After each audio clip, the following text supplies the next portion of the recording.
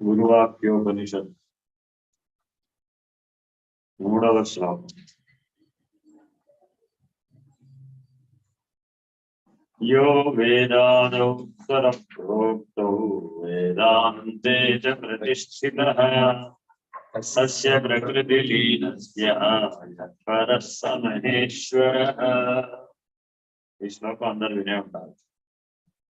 సాధారణంగా ఎవరైనా పీఠాధిపతులైన తురియాశ్వ స్వామీజీల్ని కానీ సన్యాసుల్ని కానీ ఆహ్వానించేటప్పుడు లేదా గురువుని ఆహ్వానించేటప్పుడు ఈ కైవల్యోపనిషత్తు సూత్రాన్ని చెప్తూ ఉంటారు.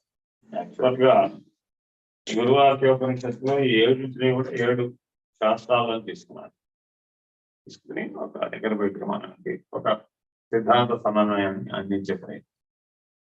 అంటే మీరు డైరెక్ట్ గా అక్కడెక్కడో 180 ఉపనిషత్తులో ఉపనిషత్ సర్వస్వంలో వెతికితే కాదు. ఇది అసలు సిద్ధాంతం కోసం ఆయా అర్థం స్ఫురించేటటువంటి సూత్రాలను వదిలేరు. సరే, ఈ శ్లోకంలో యో వేదాదౌ అంటే వేదములందు చెప్పం తెలియజేయడం అందించాం. ఆది యందు యో వేద ఆదౌ అంటే ఆది యందు వేదం మనకి జ్ఞానాన్ని అందించింది. వేదములందు ఇత్యాదులుగా అంటే వేదాన్ని అనుసంధానం చేసి అనేక శాస్త్రాలను కూడా మనం రాస్తున్నాం. షడ్దర్శనాలను, అనేక రకాల ఉపనిషత్తులను, అనేక రకాల బ్రహ్మసూత్రాలను, అనేక రకాలైనటువంటి వేదాంత తత్వ జ్ఞానాన్ని మనం అర్థం చేసుకోవడానికి అనేక తత్వశాస్త్రాలను మనం తయారు చేస్తాం. అవన్నీ కలిపి ఎలా చెప్పబడ్డాయి? స్వర ప్రోక్తవు. నిశ్శబ్దంగా చెప్పినాయా, శబ్దంతో చెప్పినాయా? అది శబ్ద బ్రహ్మం. కాబట్టి శబ్ద ప్రమాణం. కాబట్టి మొట్టమొదట ఆది యందు ఓంకారం అనే ప్రణవ శబ్దం ద్వారానే బ్రహ్మ జ్ఞానం తెలియజేది. సరే, వేదాంతే చ ప్రతిష్ఠితః అంటే వేదం యొక్క అంత్య భాగములు అనగా ఉపనిషత్తులు ఆ ప్రణవము శబ్ద బ్రహ్మముగా, నిశ్శబ్ద బ్రహ్మముగా మనకి సూచించబడు. పరబ్రహ్మాన్ని సూచించాలనుకోండి, అప్పుడు నిశ్శబ్ద బ్రహ్మనిష్ట వరకే చెప్పాలనుకోండి, అప్పుడు శబ్ద బ్రహ్మంగా అందించే ప్రయత్నం. దానిని మరొక పద్ధతిలో సగుణ బ్రహ్మని, నిర్గుణ బ్రహ్మని, నిష్ప్రతియోగిక బ్రహ్మని కూడా అందించే ప్రయత్నం. సరేనండి, అక్కడ దాకా బాగానే ఉంది కథ. తస్య ప్రకృతి లీనస్య అంటే ప్రకృతి అంటే 3 గుణాలు. 3 గుణాలతో ఉన్నటువంటి ఈ ప్రకృతి అంతా లీనమైపోతే ఏది మిగిలిందో అది శబ్ద బ్రహ్మం అనగా ఏది అంటే ఇప్పుడు మనం చెప్పుకుంటున్నా ఓ అంటున్నామే, దీన్ని శబ్ద బ్రహ్మం అని మనం అనుకుంటున్నాం. కానీ దాని వాస్తవిక స్థితి కదా, ఏ పంచభూతాత్మకమైన ప్రకృతి ఏ ప్రణవంలో నుంచి అయితే పడిందో, ఈ పంచభూతాత్మకమైన ప్రకృతి పునః లీనమైపోయి కూడా ఇందులో లీనమైపోతుంది. ఆ ప్రణవంలోకే లేదు, ఆ శబ్ద బ్రహ్మంలోనికే లేదు. కాబట్టి ఈ సమస్త ప్రకృతి కూడా లీనమైపోయిన తర్వాత శేషించినది ఏదో అదే శబ్ద బ్రహ్మం. తస్య ప్రకృతి లీనస్య యః పరః. ఇదంతా లేకుండా పోతే పరమై ఏది మిగిలిందో స మహేశ్వర, అదే మహేశ్వరుడు. ఇప్పుడు మరి మనం సర్వవ్యాపి మహేశ్వర అని కదా మనకి చూస్తున్నాం. ఏమిటి సర్వవ్యాపకం అంటే ఈ ప్రకృతి కంటే అది ముందుంది. కాబట్టి పరిమితమైన ప్రకృతి మహేశ్వరుడిలో కల్పించబడింది. శబ్ద బ్రహ్మమునందు పరిమితమైనటువంటి ప్రకృతి కల్పన జరిగింది. త్రిగుణాత్మకమైనటువంటి ప్రకృతి గుణ విషమత్వం ద్వారా వ్యక్తమైంది. గుణ విషమత్వం అంటే ఒక గుణం ఎక్కువ అవడం, ఒక గుణం తక్కువ అవడం. గుణ సమత్వం ద్వారా అవ్యక్తంగా. గుణాలు సమంగా ఉండేదని ఉంటాం, అవ్యక్తంలో. గుణాలు విషమంగా ఉండేదని ఉంటాం, వ్యక్తంగా. సరే, స్థావర జంగమాలుగా ఏర్పడినటువంటి స్థావరములంతా పదార్థమయములు కదా. ఆ పదార్థంలో కూడా చైతన్యం ఉంది కదా. కానీ అది ఘన రూపంలో. పదార్థం అంటే ఏ రూపంలో ఉంది? ఘన రూపంలో ఉంది, ద్రవ రూపంలో ఉంది, వాయు రూపంలో ఉంది. కానీ ఆ ఏ గుణంతోనే అది కొండ ఉందనుకోండి, కదులుతున్నా అది కదలదు. పోనీ ఎవరైనా కదిలించగలవా? కదిలించగలదు. మరి ఇప్పుడు అది ఏ గుణధర్మంతో ఉన్నది? భూమి ఉందండి, కదులుతుందా కదలడం లేదా? మరి భూమి ఇప్పుడు మీరు ఏ గుణంతో లెక్కేయాలి? మొదటి శ్లోకంలో ఖం వాయుర్జ్యోతిరాపహ అని చెప్పాడు కదా, పృథివీ అని. ఆ పంచభూతాలు ఏ లక్షణంతో లెక్కేయాలి, ఏ గుణంతో లెక్కేయాలి? కదులుతున్నాయి సరే, ఏ గుణం? తమగుణం, రజోగుణం, సత్వగుణం. స్థూల ధర్మం కలిగినదంతా తమ. శుద్ధ తమోగుణం, శుద్ధ రజోగుణం, శుద్ధ సత్వం ఉంది కాబట్టేగా జడం వచ్చింది. శుద్ధ తమోగుణం, శుద్ధ రజోగుణం, శుద్ధ మలిన సత్వం. ఒక సత్వం దగ్గర ఏమన్నాయండి? మలిన సత్వం. ఇది బాగా మీరు అర్థం చేసుకున్నట్లయితే అప్పుడు ఆ మహేశ్వర స్థితిని మీరు అర్థం చేసుకునే అవకాశం ఉంది. ఏదైతే శుద్ధ సత్వగుణంగా చెప్పబడుతుందో అదే మహేశ్వరుడు. అందుకని ఆయన సూత్రం ఏంటి? శుద్ధ స్ఫటిక సంకాశం ఆయన చెప్తారు. ఏమిటి శుద్ధ స్ఫటికం? దానికి రంగు లేదు, కానీ దాని వెనకాల ఏమైనా ఒక రంగు పెడితే ఆ రంగులో కనపడ్డట్లుగా భ్రాంతి కలుగుతుంది. దాని వెనకాల ఒక దీపం పెట్టామనుకోండి, అప్పుడు జ్యోతిర్మయ లింగంగా కనపడుతుంది. అదే జ్యోతి ఈ స్ఫటిక లింగంలో ప్రతిబింబిస్తుంది. అలా ఏ మహేశ్వరుడైతే సర్వవ్యాపకంగా ప్రకృతి ఏర్పడటానికి ముందే అంటే అవ్యక్తంగా మహత్ స్థితిలో ఉన్నాడు.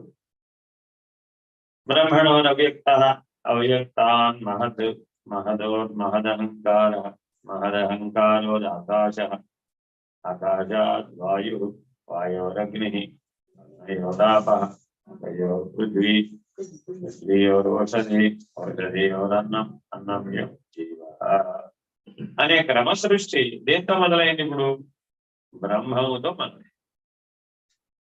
కానీ బ్రహ్మం ఏమన్నా కదిలిందా? కదలలేదు. బ్రహ్మం ఏమన్నా మారిందా? మారలేదు. బ్రహ్మం ఏమన్నా తగ్గిపోయిందా? పోనీ తగ్గలేదు. బ్రహ్మం ఉన్నది ఉన్నట్లుగానే ఉన్నది ఉన్నట్లుగా ఉన్న బ్రహ్మమందు లేని అవ్యక్తం తోచి ఎంత వచ్చిందండి? లేని అవ్యక్తం తోచి. ఆ లేని అవ్యక్తంలో నుంచి ఉన్న మహేశ్వరుడు వచ్చాడు. లేని అవ్యక్తం నుంచి ఎవరు వచ్చారు? ఉన్న మహేశ్వరుడు వచ్చాడు. ఈ ఉన్న మహేశ్వరుడిలో లేని ప్రకృతి తోచింది. ఉన్న మహేశ్వరుడు ఏమైంది? లేని ప్రకృతి తోచింది. లేని ప్రకృతిలో ఉన్న జీవుడు తోచింది. లేని ప్రకృతిలో ఎవరు వచ్చారన్నమాట? ఉన్న జీవుడితో. ఉన్న జీవుడిలో లేని విషయాలతో. అంటే ఎప్పుడు ఈ సృష్టి అంతా కూడా ఎలా కనబడుతుంది? ఉన్నది ఉన్నది ఉన్నది అంటే. కాబట్టి నువ్వు జ్ఞానంతో ఏది ఉన్నదో ఏది లేదో నిర్ణయంగా కనుక తెలుసుకున్నావంటే ఉన్నది ఉన్నట్లుగా తెలియబడిపోయినట్టే కదా. అప్పుడు లేనిది లేనట్లే ఏమవుతుంది కదా. కాబట్టి జ్ఞాన మార్గం ఏం చెప్పింది? సర్వకాలముందు మార్పు లేక, పరిణామం లేక, కదలిక లేక ఉన్నది ఉన్నట్లుగా ఉన్నదానికి మనం తెలుసుకునే ప్రయత్నం చేయడమే జ్ఞానం. ఇది జ్ఞానంతో మాత్రమే సాధ్యం. ఈ రెండు వేరువేరుగా ఉన్నాయా, ఒకతోటే ఉన్నాయా? అంటే వేరు ప్రదేశాలలో ఉన్నాయా, ఒకతోటే ఉన్నాయా? జీవుడు ఉన్నాడండి. జీవుడు ఒక చోట, విషయాలు ఒక చోట ఉన్నాయంటారా? జీవుడు విషయాలు ఒక దగ్గరే ఉన్నాయి. విషయాలు ఏ పూట కాకుండా ఏ క్షణానికి ఆ క్షణం, ఏ గంట కాగంట వచ్చిపోతుంది. ఎవరికైతే విషయాలు కలుగుతున్నాయో వాడు మాత్రం అక్కడే ఉన్నాడు. వాడేమైనా మారిపోయాడు? మారలేదు. అంటే విషయాలకు సాక్షి అయినటువంటి విషయిని గనక మనం పరిశీలన చేస్తే విషయి ఏమైనా మారిడా? మారలేదు. విషయాలు మాత్రమే విషయానుభవం మాత్రమే ఆ విషయానుభవానికి మనం సుఖమనో దుఃఖమనో ఏ పేరైనా పెట్టుకోవచ్చు. కానీ విషయి కూడా మారటం. కానీ వీటిది పరిమితి చాలా తక్కువ. ఎందుకని? విషయం ఉంటేనే విషయ నిర్ణయం. నిర్విషయంగా ఉంటుంది, అనుభవం లేదు. నిర్విషయంగానే ఉంటే అనుభవం లేదు. ఎందుకని? నాకే విషయాలు తాల్చుకో. మరి విషయానుభవం వస్తేనే కదా నాకు విషయం నాకు తెలిసింది, నేను సాక్షిని నాకు తెలిసింది. అంటే విషయానుభవంతో పని లేకుండా స్వతహాగా సాక్షిగా ఉండలేదు. అందుకని త్రిగుణాత్మకమైనటువంటి ప్రకృతి విషయాల రూపంలో జీవుడికి అనుభవాన్ని ఇస్తుంది. ఈ జీవుడు ఆ త్రిగుణాల్లో భాగమే, ఆ విషయాలు కూడా ఆ త్రిగుణంలో. అది రజగుణంలో తమో గుణంలో అనుభవాన్ని పొందిన బలమైన అనుభవాలు, సత్వగుణంతో అనుభవాన్ని పొందినప్పుడు తేలికపాటి శాంతయుతమైనటువంటి అనుభవాన్ని. సరే, ఇప్పుడు పైనుంచి కిందకి మనం జాగ్రత్తగా గుర్తిస్తే ఒకటి మరొక దాంట్లో కలిసిపోతున్నట్లుగా కనబడుతుందా లేదా? ఏది ఎందులోంచి వచ్చిందో అది అందులోనే కలిసిపోతుంది. మౌలిక సూత్రం ఏమిటంటే ఏది ఎందులోంచి వచ్చిందో అది మరలా అందులోనే కలిసి ఉన్నత అసలు కారణమే, కార్యం లేదు. ఎక్కడ దాకా రావాలన్నాడు? ఉన్నత అసలు కారణమే గాని కార్యమే లేదు. కార్యం లేకపోతే ఫలితం ఉందా? ఫలితం కూడా లేదు. అసలు కారణం ఉందా అని కారణం యొక్క మూలాన్ని అన్వేషించాలి. కార్యానికి మూలాన్ని అన్వేషించాలా, కారణానికి మూలాన్ని అన్వేషించాలా? ఎందుకని? ఫలితానికి మూలం కార్యం, కార్యానికి మూలం కారణానికి మూలం లేదు. కారణానికి మూలం లేదు. ఎందుకని? ఆ చిట్ట చివరన్న బ్రహ్మంలో ఈ కారణమైన మహేశ్వరుడికి మూలం లేదు. అందుకని ద్వాదశి మంత్రం చెప్పారు. ఏమిటా ద్వాదశి మంత్రం? మూలాన్ని గుర్తెరిగే శరీరం ఏది లేదనేది చోట చైతన్యం. ఈ ఉత్త బట్ట బయలు ఏమి లేదు. ద్వాదశి. ఆ ఉత్త బట్ట బయలు అంటే బ్రహ్మమే. మరి బ్రహ్మం నుంచి కిందకి చెప్పిందంట ఏమిటి? బ్రహ్మం నుంచి కిందకి చెప్పింది అంటే అవ్యక్తం దగ్గర నుంచి జీవుడు దాకా, జీవుడి యొక్క అనుభవం దాకా, విషయాల దాకా, ఎక్కడ దాకానో చెప్పుకో కిందకి. అదంతా ఎరికే. మరి ఇదంతా ఎరికేట మాకెట్ట అర్థం అవుతుందండి? మాకేమో ఖండాలుగా కనబడుతుంటారు, అఖండంగా కనబడుతుంటారు. వేరువేరుగా కనబడుతుందా, ఒకటిగా కనబడుతుందా? అనుభవానికి వచ్చినప్పుడు ఎలా ఉంది? వేరువేరుగా. విచారణ చేసినప్పుడు ఎలా ఉంది? ఒకటిగా. ఇది మనం జాగ్రత్తగా, నేను అనుభవంతోనే పట్టుకుంటానని అన్నా అనుకోండి, అప్పుడేమైంది? చెవి ద్వారా విన్నది కంటి ద్వారా చూసింది, ఈ రెండు ఒకటైనా వేరు. శబ్దాన్ని విన్నానంటావు, చూశానండి. విన్నా, ఇది చూడలేదా? విన్నావా, విని చూసావా? రుచి చూసావా? ఏమిటా చూడటం? నైన్స్. చూడటం ఏమిటి ఇప్పుడు? నైన్స్. శబ్దం ద్వారా విన్నావు, ద్వారా విన్నావు, కానీ నిర్ణయం దగ్గరకు వచ్చేవాడికి ఏమైపోయింది? విచారణ చేయకుండా నిర్ణయం చేసావా? తెలియదుగా. ఎప్పుడైతే విచారణ చేసి నిర్ణయం చేశావో ఈ ఖండాలుగా ఉన్నవని ఏమైపోయినాయి? అఖండం. అది విషయ జ్ఞానమైనా అంతే. పదార్థములు అనేకమా ఏకమా? పదార్థములు అనేకమా ఏకమా? పదార్థములు ఏకమా అనేకమా? పదార్థములు ఏకమా అనేకమా? బహువచనం కాబట్టి అనేకమా. పదార్థములు ఏకమా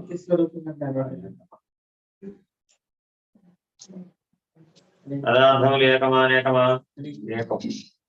ఎలా ఏకం? పంచభూతాల్లో చెప్పొచ్చిన మెటీరియల్తో ఆది ఏంటి ఏమున్నది? యో వేదాదౌ. ఆది ఏంటి ఏముంది? బ్రహ్మం ఉంది. ఆది ఏంటి ఏముంది? అది కూడా పదార్థమే, బ్రహ్మ పదార్థం. దాన్ని ఏమన్నారండి? బ్రహ్మ పదార్థం. అంటే ఏదైనా మీకు అర్థం కాలేదన్నమాట, ఏమన్నా బ్రహ్మ పదార్థం అంటున్నారు. అంటే ఆది ఏంటన్నది అనమాట. అంటే విచారణశీలం కాలేదు, బుద్ధితో తెలుసుకున్నామంటే వీలు కావాలి, అనుభవంతో తెలుసుకున్నామన్నా కూడా వీలు కావాలి. కారణం ఏంటి? అది ఉన్నది ఉన్నట్టుగా. ఎక్కడి నుంచి ఎక్కడ దాకా ఉంది? అణువు నుంచి మహత్తు దాకా. ఇక్కడ ఉంది, అక్కడ లేదని చెప్పడానికి వీలు లేకుండా ఉంది. కలిపి ముద్ద చేద్దామా? ఓ పదార్థం ఉన్నాం, మనం ఏం ట్రై చేస్తాం? దాన్ని ఎలాగో పిండి ముద్దలాగా చేద్దామా? అలా వీలు కాదు. పోనీ విభజన చేద్దామా? ఖండించడానికి వీలు కానీ, కలుపుకు రావడానికి వీలు కానీ ఉన్నట్లుగా ఉంది. ఏదో అదే బ్రహ్మ పదార్థం. ఆ బ్రహ్మ పదార్థంలో 5 ఆకాశాలు తోచినాయి. బ్రహ్మ పదార్థాలు ఏవి తోచినాయి? పంచ గగనాలు తోచినాయి. 5 స్థాయి భేదాలతో 5 గగనాలు తోచినాయి. మనకి బాగా అర్థమయ్యే ఆకాశం ఏది? పంచభూతాలలో ఉన్నటువంటి ఆకాశం. ఆకాశం మనకు అక్కడ తెలిసి ఇది భూతాకాశం అని ఏమన్నారండి? భూతాకాశం. సరే, మన లోపల కూడా అంతఃకరణ ఉందా లేదు? సాంఖ్య విచారణ ద్వారా మన అంతఃకరణ దేంతో తయారైంది? ఆకాశ పంచకంతో తయారు. కాబట్టి మన లోపల కూడా ఇప్పుడు అంతఃకరణం అంతా ఏమిటి? ఆకాశమే. కాబట్టి మన లోపల ఆకాశం ఉందా లేదా? ఇప్పుడు ఉందంటారా? ఎలాగా ఉందా లేదా? ఏదే దేనికైనా సరే ఒకటి ఉండడానికి అవకాశం ఇచ్చిందంటే ఆ అవకాశం ఇచ్చింది ఏది? నీకు ఆలోచనలకు అవకాశం ఉందా లేదా? ఆలోచించడానికి ఉందా? అయితే ఆకాశం. విచారణ చేయడానికి అవకాశం ఉందా లేదా? అయితే ఆకాశం. నిర్ణయం చేయడానికి అవకాశం ఉందా లేదా? ఉందా? ఆకాశం. నేను అనడానికి అవకాశం ఉందా? నేను అనడానికి అవకాశం ఉందా లేదా? అందుగా ఉంటే ఆకాశం. దేనికైనా సరే ఒకదానికి ఈ అవకాశం అంటూ ఉందంటే అక్కడ ఏమున్నట్టు ఆకాశం. ఈ ప్రకాశం ఉండడానికి అవకాశం ఉందని ఉందిగా. లోపల ప్రకాశం ఉందంటున్నా లేదు. అవకాశం ఉంటే ప్రకాశం ఉందంటావా, ఆకాశం ఉంటే ప్రకాశం? అవకాశం ఉందంటే ఆకాశం ఉన్నట్టు. ప్రకాశం ఉందన్నా కూడా మరి ఆకాశం లేకపోతే ప్రకాశం. ఏదో అవకాశం ఉంటేనేగా అది వీలయ్యింది, లేకపోతే అవ్వట్లేదు. కాబట్టి నీ లోపల ఆకాశం ఉందా లేదా? స్వతంత్రంగా ఎక్కడి నుంచి అక్కడ దాకా ఉందండి. నీ ఎముకలలో ఆకాశం ఉండాలి. ఎముకలలో ఆకాశం ఉండాలి. చెప్పడం భూమి కాబట్టి భూతత్వం ఎముక టేబుల్ వేసుకుని చెప్పడం కాదు. ఎముకలలో ఆకాశం ఉందా లేదు? ఎలా? భూమి తత్వము ఆ భూమిలో మరి 50% నిన్నే చెప్పారు కదండి, మిక్సర్ ఎలా తయారైంది, ఇందులో గిడ్డ, అందులో గిడ్డ, అందులో గిడ్డ, 5 గిడ్డలు తీసుకెళ్ళిపోయాను కదా. ఆ లెక్క ప్రకారం చెప్తాను. కానీ ఎముకల మధ్యలో బోన్ మ్యారో ఉందా లేదా? అవకాశం లేకపోతే అక్కడ కూర్చుంది. ఎముకల నుంచే తయారైంది. దాని వల్లనే కదా అసలు నీ జీవితాంతా నడుస్తుంది. బోన్ మ్యారో లేకపోతే రెడ్ బ్లడ్ సెల్స్ తయారవు, వైట్ బ్లడ్ సెల్స్ తయారవు, ఇమ్యూనిటీ ఉండదు. నీ మొత్తం నీ శరీరం మొత్తాన్ని నడిపించేది ఏదంటే ఆ బోన్ మ్యారో.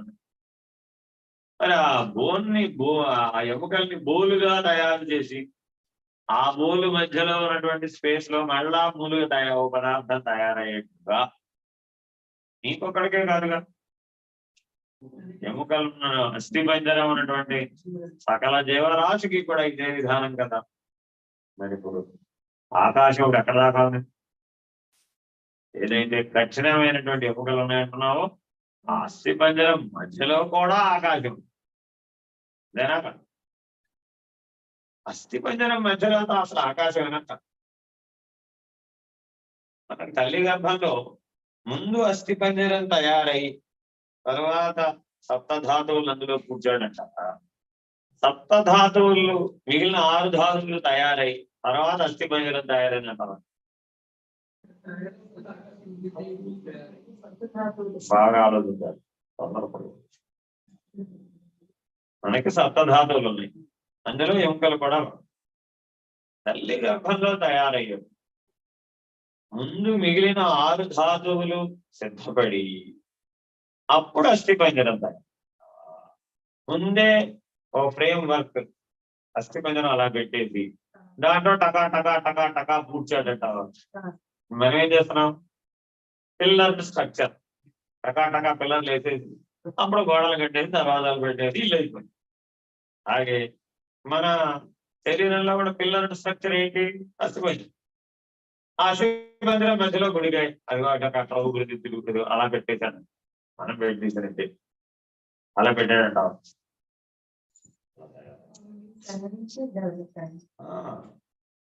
ఏకకణ జీవి బహుకణ జీవిగా మరి ఆ బహుకణ జీవి ముందు ఎప్పుడు కూడా ఆర్గాన్స్ తయారు, అస్థిపంజరం తయారు.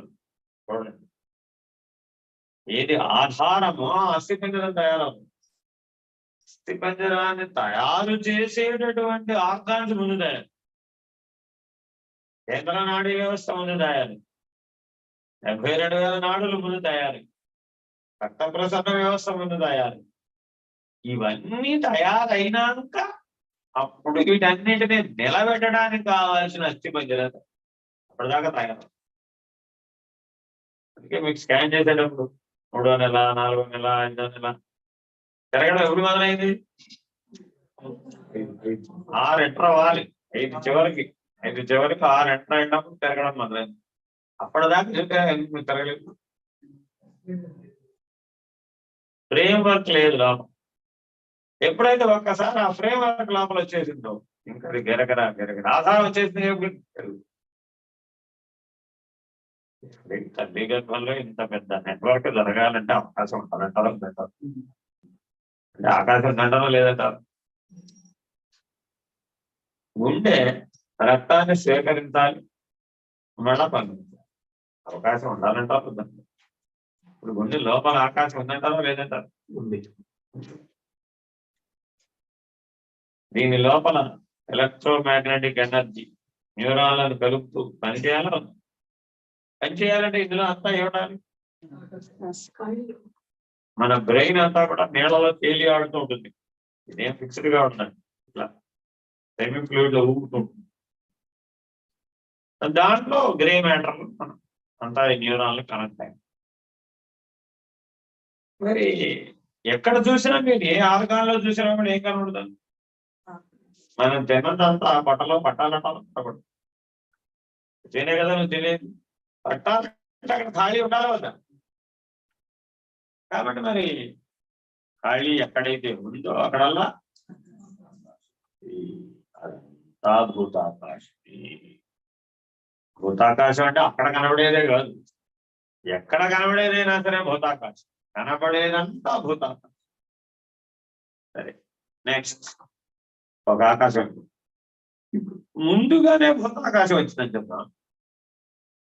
మరి ఏ ఆకాశం వచ్చింది? ముందు 5 ఆకాశాలు ఉంటుంది. భూతాకాశం, చిత్తాకాశం, చిదాకాశం, దహరాకాశం, కేవలం. ఏమిటండి?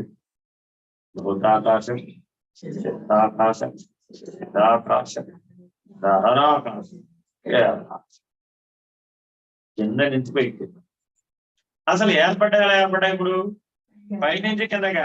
ముందు కేవలం ఆకాశం, దాంట్లో దహరాకాశం, దాంట్లో చిదాకాశం, దాంట్లో చిత్తాకాశం, దాంట్లో నుంచి భూతాకాశం. జీవుడు ముందొచ్చాడా, ఈశ్వరుడు ముందొచ్చాడు? ముందొచ్చాడు. జాగ్రత్తగా చెప్పాలి సమాధానం, తర్వాత తిరిగి ప్రశ్న ఇస్తాయి. దేవుడు ముందొచ్చాడా, ఈశ్వరుడు ముందొచ్చాడు? అనాల్సిందేగా. మరి అందరూ పోతే ఎవరు లోపలిపోవాలి?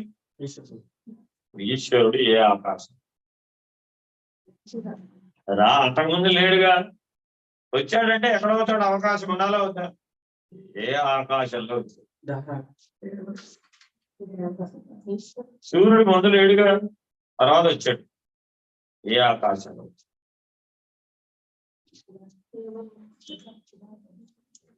బ్రహ్మాండం లేదుగా, వచ్చిందిగా. ఏ ఆకాశం?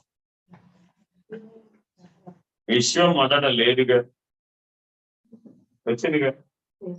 ఏ ఆకాశం? అన్నిటికీ అదే ఆకాశం. అంటే ఇట్లా ఇన్ జనరల్ గా చెప్తే సాధనకు వీలవుతుందా? స్పష్టంగా తెలియదు, సూటిగా తెలియదు, నిర్ణయంగా తెలియాలి, ఇష్టంగా తెలియాలి, సూటిగా తెలియాలి, నిర్ణయం. అప్పుడే సాధకుడిని సంతృప్తి పడ. అందుకని సిద్ధాంతం తెలుసుకుని సంతృప్తి పడేవాడు జిజ్ఞాసు అవుతాడే కానీ సాధు. జిజ్ఞాసుకి ఇదంతా చెప్పాం, చాలా విషయాలు చెప్పాం. సంతృప్తి అతనికి సాధనతో పని, అనుభవంతో కూడా, నిర్ణయంతో అనుకుంటాడు. ఎప్పటికప్పుడు తెలుసుకోవాలనుకుంటూ ఉంటాడు, తెలుసుకుంటూ ఉంటాడు. సంతృప్తి. మానవులలో జిజ్ఞాసులు ఉన్నారా లేదా? అసలు వాళ్ళు ఉండబట్టేగా ఇదంతా బయటకు వచ్చింది. జిజ్ఞాసులే లేకపోతే శాస్త్రజ్ఞానం బయటకు వచ్చే అవకాశం. జిజ్ఞాసు ప్రశ్నించడం ద్వారా, అనుభవ జ్ఞానం ఉన్నటువంటి వాడు వివరించడం అనేక శాస్త్రాలు వచ్చాయి. ఉపనిషత్తులన్నీ ఎక్కడి నుంచి వచ్చాయి? ఎవరో ఒక శిష్యుడు ఒక మహర్షిని ప్రశ్న వేస్తే ఆ ప్రశ్నలకు వాడు అనుభవ జ్ఞానాలు సమాధానం చెప్తే అవి ఉపనిషత్తులై. సృష్టి అంతటా ఉన్నటువంటిది ఒకే ఒక సూత్రం, ఒక దాంట్లో నుంచి మరొకటి వస్తుంది, మరలా దాంట్లోకి లీనం. ఈ లీనం లయం, విలయం, ప్రళయం. ఎన్ని రకాలుగా చదువుతుంది? లయం, విలయం, ప్రళయం, 3 స్థాయిలో చదువు. జీవుడి వరకే చెప్పామనుకోండి, ఇంతకీ నీకు మనసు ఉండటం లేదంట, ఉండటం లేదంట. మనసు ఉన్నవాడే జీవుడు, సింపుల్ అది. మానవుడు మనసు ఉన్నవాడే జీవుడు. ప్రతి జీవిలోనూ మనసు ఉంటుంది, అది వికసిస్తే మానవుడు, వికసించకపోతే అన్ని జీవులు. హరి ఓం అండి. ఏమిటి విశేషాలు ఏమైనా ఉన్నాయా? జరుగుతుందండి, పాఠం జరుగుతుంది. ఇంట్లోనే ఉన్నారా?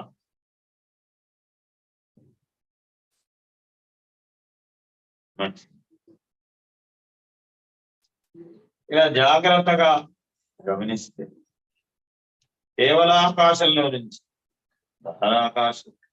దహరాకాశంలో నుంచి చిదాకాశంలో నుంచి ఆకాశం, చిత్తాకాశంలో నుంచి భూతాకాశం, భూతాకాశంలో నుంచి భూతం. చిత్తాకాశం నుంచి వచ్చినాయి భూతములు అంటే సత్యాలు, భూతాలు కావు. జీవులను కూడా భూతాలనే అంటారు, సకల జీవరాశిని కూడా భూతములని. అందుకే పంచభూతములు, పాంచభౌతిక దేహము కలిగినవన్నీ కూడా భూతములు. పాంచభౌతిక దేహం కలిగినవన్నీ కూడా. మరి అమ్మవారు ఎక్కడి నుంచి వచ్చారండి? ఇదగ్ని కొండ సంభూత దేవకార్య సముద్యత అన్నారు కదా. అంటే ఏ ఆకాశంలో ఉద్భవించినావిడ? ముందు లేదనే అర్థం. ముందు లేదు, ఆ చిదాకాశంలో ఆవిడ ప్రాప్తి. ఎవరి కోసం? దేవతలకు పని వచ్చింది, ఆ పని చేయడం కోసం ఆవిడ వచ్చారు. ఒక ఇతిహాసం కదండి, దేవి భాగవతం లేకపోతే మరొకటం కూడా ఇట్లా ఉంటుంది. సరే, చిదాకాశంలో అసలు ఏముంటాయి? చిదాకాశంలో అసలు ఏముంటుంది? ప్రకాశమే, ప్రకాశమే. చిదాకాశంలో ప్రకాశం ఎక్కడి నుంచి వచ్చింది అంటే, ముందు దాంట్లో ఉన్నది, తర్వాత దాంట్లో వ్యక్తం అవుతుంది. దహరాకాశంలో ప్రకాశమేమో అవ్యక్తంగా ఉంటుంది, చిదాకాశంలో వ్యక్తంగా. సరే, చిత్తాకాశంలో ఏముండాలి అప్పుడు? అంతే కదా, అక్కడ కూడా ప్రకాశమే ఉండాలి. కానీ వృత్తులు కనబడుతున్నాయి కదా మరి. అంటే ఆ ప్రకాశమేమో అవ్యక్తం, ఈ వృత్తులేమో వ్యక్తం.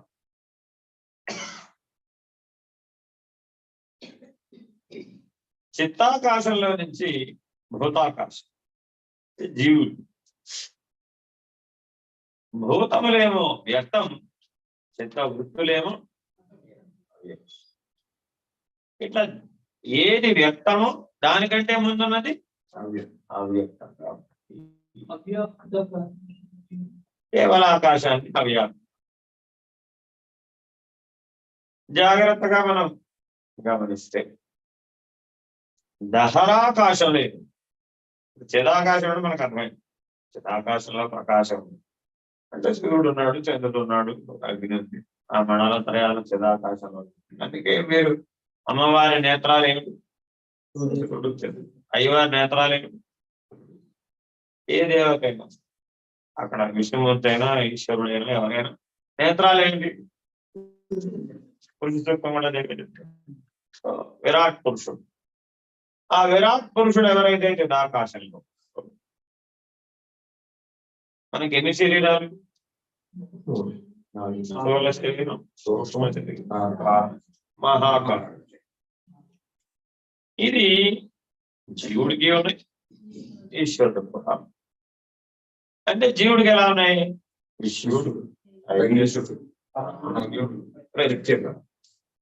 అదే ఈశ్వరుడికి ఎలా ఉన్నాయి?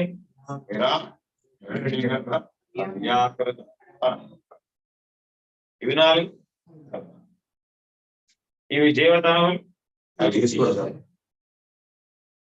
ఈ విరాట్ పురుషుడు ఎక్కడ ఉన్నాడు ఇప్పుడు? చిదాకాశంలో. విరాట్ పురుషుడు ఎక్కడున్నాడు? చిదాకాశం. అంతా ప్రకాశం, జ్యోతిర్మయమైనంతా చిదాకాశం. ఆ జ్యోతిర్మయమైనటువంటి ప్రకాశం ఇతర శక్తులతో కలిసి పనిచేసి. ఇతర శక్తులు అంటే గురుత్వాకర్షణ శక్తి, ఇంకా కాస్మిక్ ఎనర్జీ చాలా ఉన్నాయి. ఏమిటవి? ఎలక్ట్రోమాగ్నెటిజం, విద్యుదయస్కాంత శక్తి, గురుత్వాకర్షణ శక్తి, ఇంకా రెజొనెన్స్, శబ్దం, నాద శక్తి. స్పేస్ లో ఏముందండి? రెజొనెన్స్ చేయగలరు, నాద శక్తి. ఇంకేముందండి? ప్రకాశం, ఫోటాన్. ఏముందండి అక్కడ? Light, photon. ఇలా ఆ విశ్వశక్తులు ఏవైతే ఉన్నాయో ఆ విరాట్ పురుషుడు ఈ విశ్వశక్తులను సమీకరిస్తాడు, కాస్మిక్ ఎనర్జీని సమీకరించి చిదాకాశంలో నుంచి ఏమొచ్చేసినాడు ఇప్పుడు? చిత్తాకాశం, అవ్యక్తంగా ఉన్నటువంటి స్థితిలో నుంచి వ్యక్తంగా పోయింది.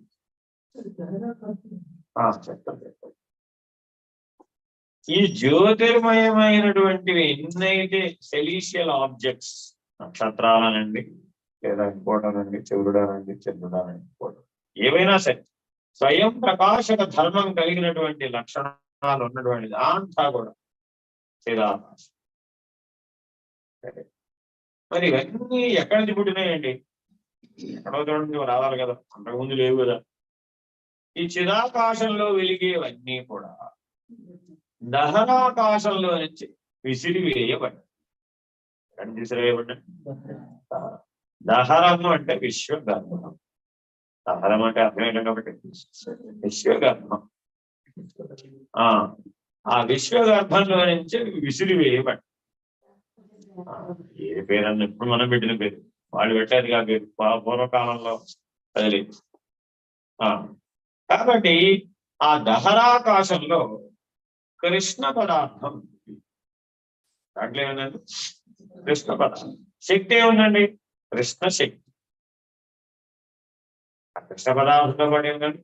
కృష్ణ శక్తి. అంటే ఏం చేస్తుందండి? అది లోపలికి తీసుకుంటుంది, విసిరేస్తుంది, లోపలికి తీసుకుంటుంది, విసిరేస్తుంది, అంతే. ఎందులో ఉన్నది? దహరాకాశం. ఆ దహరాకాశ పరిధిలో నుంచి ఏం జరుగుతుంది? నిరంతరాయంగా బ్రహ్మాండాలు తీసుకోబడుతున్నాయి, బ్రహ్మాండాలు పెద్దదల్లా ఉంటాయి. విశ్వం ఎప్పుడు వ్యాపిస్తూ ఉంటుందా ఉండదా? వ్యాపిస్తుందా లేదా? వ్యాపిస్తూనే ఉంది. మనం ఎంతవరకు వెళ్ళాలి కనుక్కోలేకపోయాం, ఎంత దూరం ఉంది చెప్పలేము. అంటే సపోజ్ ఒక గుమ్మడికాయ ఎంత ఉందనుకోండి, మనం ఇప్పటి వరకు ఉన్నదని చెప్పింది ఆవగింద ఉంటుంది అంటే తెలుసుకుంటాం, మిగిలిన తెలుసుకోలేకపోయాం. ఇంకా తెలుసుకుంటూ ఉన్నాం. దానికి ఒక సూత్రం పెట్టాం, ఏమిటది? విశ్వం అనంతంగా వ్యాపిస్తూ, ఇన్ఫైనైట్ అనే ఒక సూత్రాన్ని పెట్టాం. ఈ విరాట్ పురుషుడు మరి ఎప్పుడు ఇలా వ్యాపకం చెందుతూనే ఉన్నాడు. ఏం జరుగుతున్నాడు ఈ విరాట్ పురుషుడు? వ్యాపకం చెందుతున్నాడు. ప్రత్యేగాత్మ వ్యక్తమైతే అవ్యక్తం ఎవరు? విరాట్ పురుషుడు. అవ్యక్తం ఎవరండి? విరాట్ పురుషుడు వ్యక్తం అయితే అవ్యక్తం ఎవరు? హిరణ్య గర్భుడు వ్యక్తం అయితే అవ్యక్తం ఎవరు? అవ్యాకృతుడు. అవ్యాకృతుడు వ్యక్తం అయితే అవ్యక్తం ఎవరు? కాబట్టి జాగ్రత్తగా మనం ఈ 4 స్థితులు కూడా ఆ చిదాకాశము దహరాకాశము మధ్యలోనే ఉన్నాయి. కిందకు వస్తే కింద 4 ధనులు ఎందులో ఉన్నాయి? చిత్తాకాశము, భూతాకాశం. ఈ పరిధిలో 4 ధనువులు ఉన్నాయి. పైకి వెళితే చిదాకాశము దహరాకాశం మధ్యలో ఈశ్వర ధనువులు 4. ఇవి 8 ధనువులు. మనం భూతాకాశం చిత్తాకాశం మధ్యలోనే మన జ్ఞానం ఉండి అందులోనే మనం పరిణామ క్రమాన్ని పొందుతూ నిర్ణయ క్రమాన్ని ఆ మేరకే చేయగలిగే సామర్థ్యాన్ని కలిగి ఉన్నంత కాలం మనం ఎక్కడి వరకు ఆగిపోతాం? విశ్వడు, తైజసుడు, ప్రాణుడు, మెలకువలో విశ్వడు, కళలో తైజసుడు, సుషుప్తిలో ప్రాణ్యుడు, తురియంలో ప్రత్యేగాత్మ, ఇది జీవతనువులు. ఇలా దీనికి ఆధారం ఏమిటి ఇప్పుడు అంటే ఆ తుర్యంలో ఏముంటుంది? కేవలం ప్రకాశం మాత్రం. ఆ ప్రకాశం ఎక్కడి నుంచి వచ్చింది? చిదాకాశంలో నుంచి. ఆ ప్రకాశం ఎక్కడి నుంచి? ప్రత్యేగాత్మ ప్రకాశం ఎక్కడి నుంచి వచ్చింది? చిదాకాశంలో. ఆ చిదాకాశంలో వచ్చిన ప్రకాశం పునః తనలోకే విలీనం చేసుకుంది అనుకోండి. వీటన్ని ఎందులోకి పోతుంది మళ్ళా? మనం కూడా పోతే ఎందులో పోతాం? ఆ చైతన్య ప్రకాశంలోకే పోతాం. ఏ చైతన్య ప్రకాశంలో నుంచి ఈ ప్రకృతి అంతా, ఈ భూతములంతా వచ్చినాయి, తిరిగి ఎందులోకి పోతాయి? మరలా అదే చైతన్య ప్రకాశంలోకే. ఏ విరాట్ పురుషుడిలో నుంచి ఇవన్నీ వ్యక్తమైనయో ఆ విరాట్ పురుషుడిలోకే ఇవన్నీ లయమైపోతాయి. తస్య ప్రకృతి లీనస్య యః పరః స మహేశ్వర. ఆ విరాట్ పురుషుడే మహేశ్వరుడు అంటారు. కానీ మరి ఈశ్వర తనువులో ఈ విరాట్ పురుషుడు స్థూలమే. ఈశ్వర తనువులో ఈ విరాట్ పురుషుడు ఎవరు? స్థూలం. అక్కడ సూక్ష్మం ఎవరు మరి? అంటే ఏమిటి?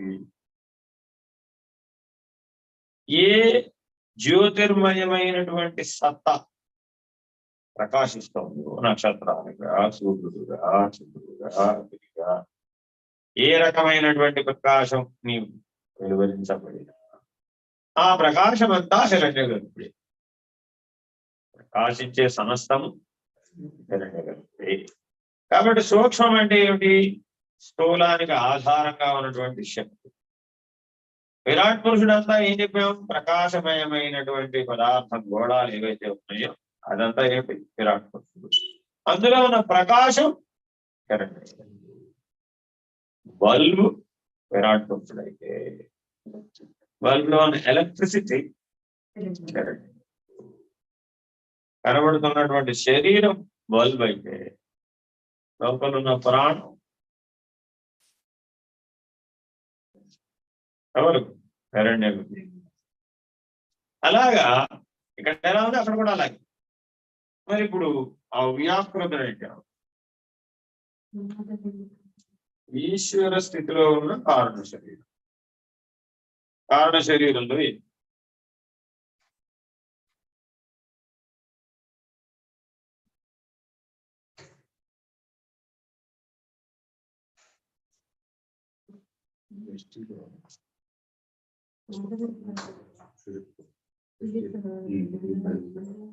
ఈశ్వర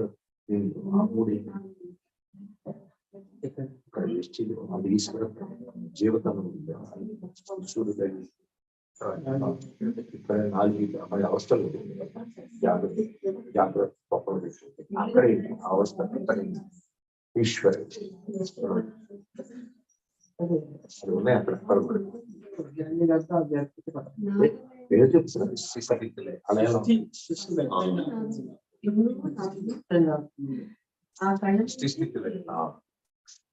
అదే కారణం.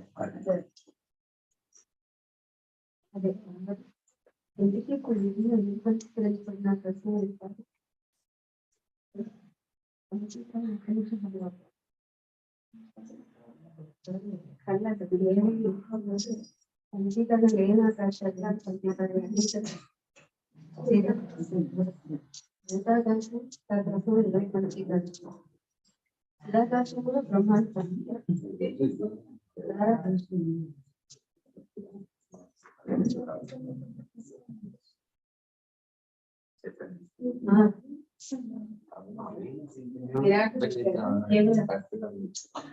ఈశ్వర విరాట్ విరాట్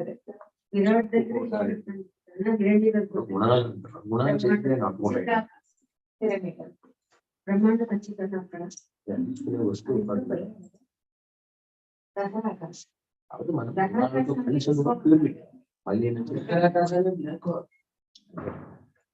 గుణాలతో మళ్ళీ మళ్ళీ చైతన్యానికి 2 రకాలు చైతన్యం అంటే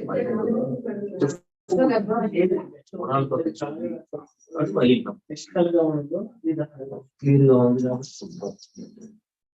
అయితే చైతన్యానికి బలీనం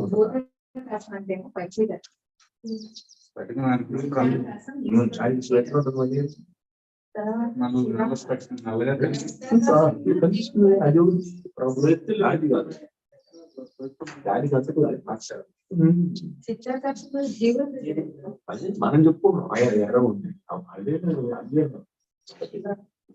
మనం చెప్పుకుంటాం పాఠం చెప్పుకుంటాం మళ్ళీ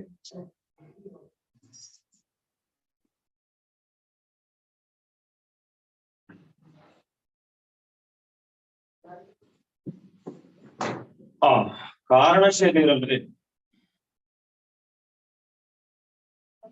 అజ్ఞానం అవిద్య అనేమో జీవుని యొక్క కారణ శరీరం. జీవతనములలోని కారణ శరీరం లేవు అజ్ఞానం అవిద్య మోహం. మరి అదే ఈశ్వరుడి యొక్క కారణ శరీరంలో కూడా ఉన్నాయని చెప్తాం. ఈశ్వరుడికి అజ్ఞానం అవిద్య లేవు, జ్ఞాన స్వరూపం ఏముంది? మాయ. అందుకని మాయోపాధికుడు ఎవరు? అవిద్యోపాధికుడు ఎవరు? కాబట్టి ఎప్పటికైనా మనం ఆ దహరాకాశ స్థితిలో ఉన్నటువంటి ఆ వ్యాపృత స్థితికి మనం చేరాలి.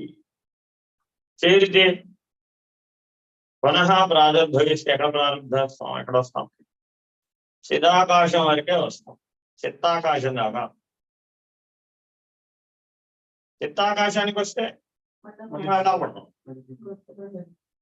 కాబట్టి పునః మనం తిరిగి రాకూడదంటే అక్కడున్న జ్ఞాన స్థితిలో ఉన్నటువంటి ఈశ్వరుడికి కారణ శరీరమైనటువంటి అవ్యాకృత స్థితిని గనక మనం చేరి దాన్ని తరించినట్టు దాని అవతల ఏమంది? కేవలాకాశం. అది పరమ. ఆ కేవలాకాశాన్ని నిరసిస్తే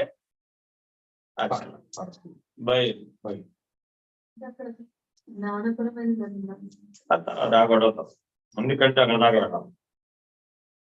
సో జాగ్రత్తగా దీన్ని మనం పనిచేసుకుని హిరణ్య గర్భం అనేటటువంటి 6వ కోశాన్ని మనం అవ్యాకృత స్థితిలో గనక లేనిదని కనుక తెలుసుకున్న వాళ్ళం అయితే ఇప్పుడు మనకి ఎన్ని కోశాలు ఉన్నాయి? పంచకోశం. 6వ కోశం హిరణ్య గర్భం. ఆ హిరణ్య గర్భుడు ఈ బ్రహ్మాండ మతానికి ఆధారభూతమైనటువంటి ఈశ్వర సూక్ష్మ శరీరం. ఈశ్వర తనువుల్లో సూక్ష్మ శరీరం. ఆ సూక్ష్మ శరీరం కారణ శరీరం లేకుండా పనిచేయలేదు కదా. సూక్ష్మ శరీరంలో కారణ శరీరం ఉత్పన్నం అవుతుంది, కారణ శరీరంలోంచి సూక్ష్మ శరీరం ఉత్పన్నం. ఈ మౌలిక సూత్రం జీవతనువుల్లో అయినా సరే ఈశ్వర తనువుల్లో అయినా సరే ఒకటి. మరి ఎలా పోతాయండి ఇవి? ఏకకాలంలో రద్దయినట్టయితే పోతాయి. ఏకకాలంలో రద్దయినట్టయితే పోతాయి. ఎలా ఏకకాలంలో రద్దవుతాయి? జ్ఞానాదేవత కైవల్యం. నీకు ఎప్పటికీ కూడా లక్ష్యం కేవలాకాశమే కానీ పరమాత్మే కానీ మధ్యలో ఏది డైరెక్ట్ గా మరి పరమాత్మను తెలుసుకోగలవా? తెలుసుకోలేదు. ఎందుకని మధ్యలో ఈ స్థితి భేదాలన్నీ అనుభూతి పొందకుండా నిర్ణయం చేసుకోలేకుండా సరాసరి పరమాత్మ స్థితిని అందుకోవడానికి కాదు. కాబట్టి ప్రత్యేగాత్మ స్థితి నుంచి పరమాత్మ స్థితి వరకు ఆధారం ప్రకాశమే. కాబట్టి అంటే విరాట్ పురుషుడైన హిరణ్య గర్భుడైన అవ్యాకృతమే ఆ ప్రకాశం అనే సూత్రం మీద ఆధారపడి ఉన్నాయి. కాబట్టి ప్రత్యేక భిన్న ప్రకాశాన్ని మనం గనక గుర్తుపట్టగలిగితే అంటే పరమాత్మకు ప్రత్యేగాత్మకు తేడా లేని లక్షణం ఏమిటి? ప్రకాశం. మిగిలిననే మన మామూలు. అక్కడ మాయోపాధికుడుగా ఆయన బ్రహ్మాండ వ్యవహారం సృష్టి స్థితి లయ విస్తీర్ణ ఆకర్షణలను కలిగి ఉండవచ్చు. ఇక్కడ మెలకువ కళా నిద్ర సూర్యస్థితులను కలిగి ఉండవచ్చు. సాక్షి సాధన ద్వారాను ప్రత్యేగాత్మ నిర్ణయాన్ని గనక అంతర్ముఖంలో ప్రకాశ స్థితిని గనక నిర్ణయంగా పొందినట్లయితే ఈ ప్రకాశమే బ్రహ్మాండమంతా ఉన్నది అనేటటువంటి సమిష్టి అనుభవాన్ని పొందిన అంతటా ఉన్నది ప్రపంచమే, నాలో ఉన్నది కూడా నేనంతటా ఉన్నాను, అన్ని నాలో ఉన్నాయి అని పిండాండం దగ్గర నుంచి బ్రహ్మాండం దాకా చూడగలిగే అర్థం చేసి చూడటం అంటే ఇక్కడ ఏమిటి, ఏదో దుర్భిణి పెట్టి అన్నారకుడి మీద ఏం జరుగుతుందో చెప్పండి అంటే వాడు చెప్పడం, లేదంటే శని గ్రహం మీద ఏం జరుగుతుందో చెప్పండి అంటే చెప్పడానికి చెప్పేవాడు. అంటే ఇదేదో సెటిలైట్ ద్వారా తెలుసుకున్న డేటా లాగా వీటిని అడిగితే లాభం. చూడడం అంటే ఇక్కడ అర్థం ఏంటి, అవగాహన చేసి చూడడం అంటే అర్థం ఏంటి ఇప్పుడు ఇక్కడ అవగాహన. రెండవది ఏమిటి, ఏది ఎందులో నుంచి ఉత్పన్నమవుతోంది, ఎందులో లయం అవుతుంది అనేటటువంటి జ్ఞానాన్ని పొంది. ఇక్కడ అవిద్యోపాధితో కనుక చూసినట్లయితే ఒక తల్లి పిల్లవాడిని కంటోందండి, మళ్ళా పిల్లవాడిని ఆవిడ లయం చేసుకోవాలనుకుంటున్నాం, స్థూలంగా వీలవుతుంది, పోనీ సూక్ష్మంగా వీలవుతుందా? నీ ప్రాణ మనస్సులలో నుంచేగా ఆ పిల్లవాడి లేకపోతే అమ్మాయి ప్రాణ మనస్సులు ఉత్పన్నమైనవి, నీవేగా ఆధారం. నీ ప్రాణ మనస్సులో వెనకలు ఏం చేసుకుంటున్నాం, అక్కడ కూడా చేసుకోవాలి, చేయగలుగుతాను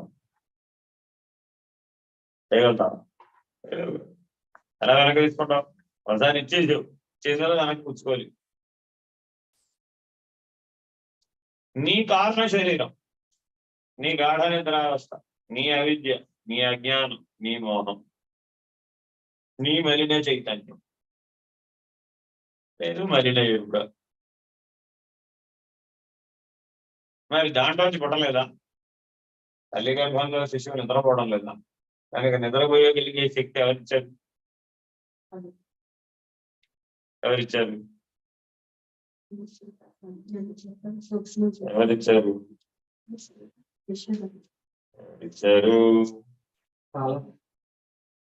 ఎవరిచ్చారు? త్రిగుణాత్మకమైన ప్రకృతి. కలక్వా కళాంతరం మనకి దేని వల్ల కలుగుతుంది? త్రిగుణాత్మకమైన ప్రకృతి వల్ల కలుగుతుంది. తల్లి గర్భంలో ఉన్న శిశువు కూడా ఎవరి వల్ల కలుగుతున్నాయి? అదే త్రిగుణాత్మకమైన ప్రకృతి వల్ల. రేపొద్దున ఈ స్థూల సూక్ష్మ కారణ శరీరాలు పడిపోయినాయండి. ఎందులో పడిపోతాయి? ఎందులో వచ్చినాయో అందులోనే పడి ఆ త్రిగుణాత్మకమైన ప్రకృతిలో కలిసిపోయినప్పుడు మళ్ళా రావాలంటారా వద్దంట?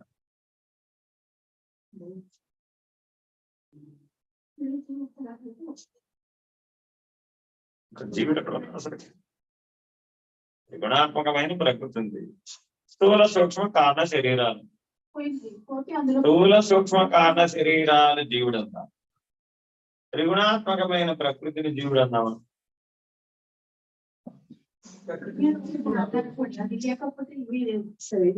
సరిగా ఆలోచించకపోతే పక్కకు పక్క. నీ ఎదుర్కొండా ఏమన్నాయి? స్థూల శరీరం ఉంది, సూక్ష్మ శరీరం ఉంది, కారణ శరీరం ఉందా లేదు? త్రిగుణాత్మకమైన ప్రకృతి, పంచభూతాత్మకమైన ప్రకృతి ఉందా లేదా? ఇందులో ఏది జీవు? సూక్ష్మ స్థూల కాలమే జీవుడు. ఏది జీవు? సూక్ష్మ స్థూల ఏది జీవుడు? ఇందులో ఏది జీవు? ఈ మూడు సూక్ష్మ స్థూల ఏది జీవుడు? ఏది జీవుడు? ఏది జీవుడు? సూక్ష్మ స్థూల కాలం. నేను ఎవరంటే మొదటి సమాధానం జీవుడే. ఏది ఇందులో జీవుడు?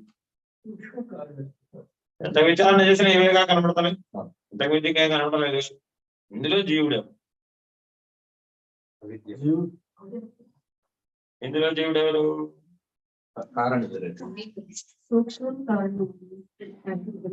ఇందులో జీవుడు ఎవరు?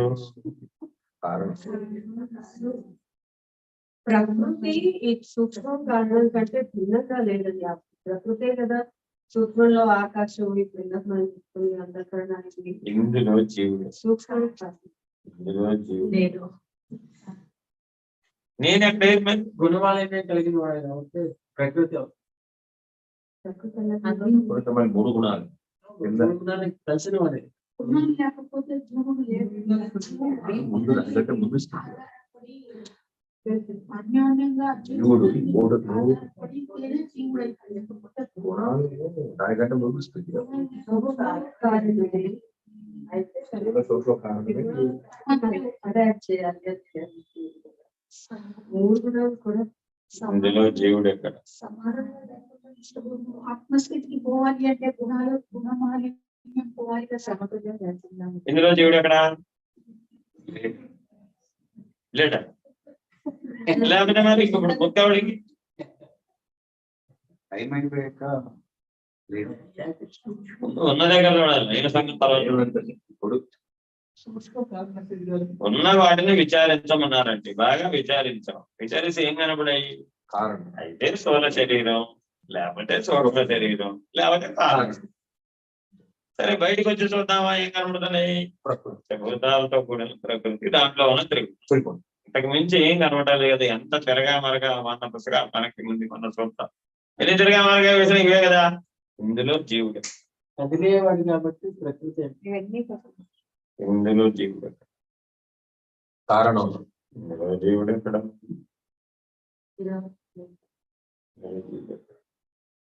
ఉన్నాం అనుకునే వాడే జీవుడు.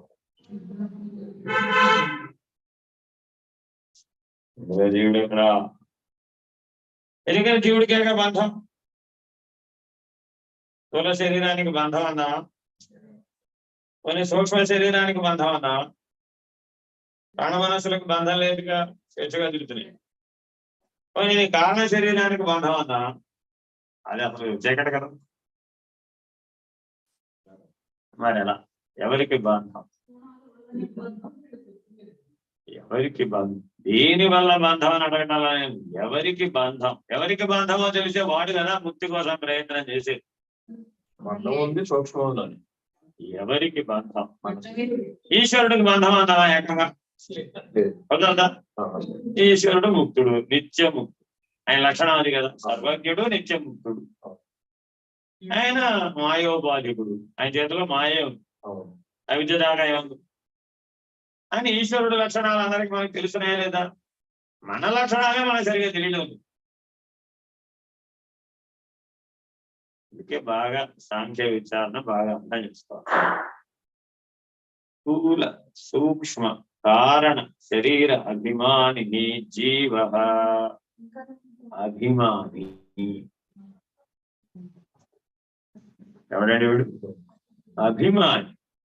ఈ మూడు శరీరాలు ఎవరైతే అభిమానిస్తున్నారు, ఆది అంటు, నేనే అంటు. అభిమానం ఏంటండి? నేనే. అవే మూడు శరీరాలు ఎవరివి? అవే. అవిద్యోపాధికుడు జీవుడు. ఎందుకు అవిద్యోపాధి కలిగింది? అభిమానం. కాబట్టి జ్ఞానం వస్తే ఏమైంది? పోయింది. అభిమానం పోయింది. అజ్ఞానం అంటే ఏమైంది? అభిమానం.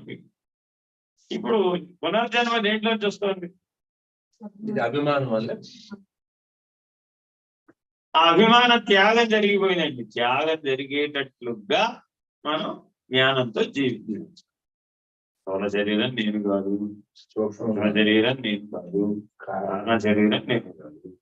మూడు గుణాలతో కూడిన ప్రకృతితో కూడా నాకేమి సంబంధం లేదు. పని లేదు. ప్రకాశకుడు. నేను కేవలం ప్రకాశాత్మ. నాకెట్టి అభిమానం లేదు. నేను ఎవరితో తగులుకోను, నేను ఎవరిని తగిలియను. అభిమానం అన్నవాడు ఏం చేశాడు? నీ తగిలింది ఉంటుంది. ఏం చేశాడు? నీ మోస్తూ. అదే ప్రకాశం ఎలా ఉంది? అదే ప్రకాశం అన్నప్పుడు గురుగారు చైతన్యం మరి శుద్ధం మళ్ళీ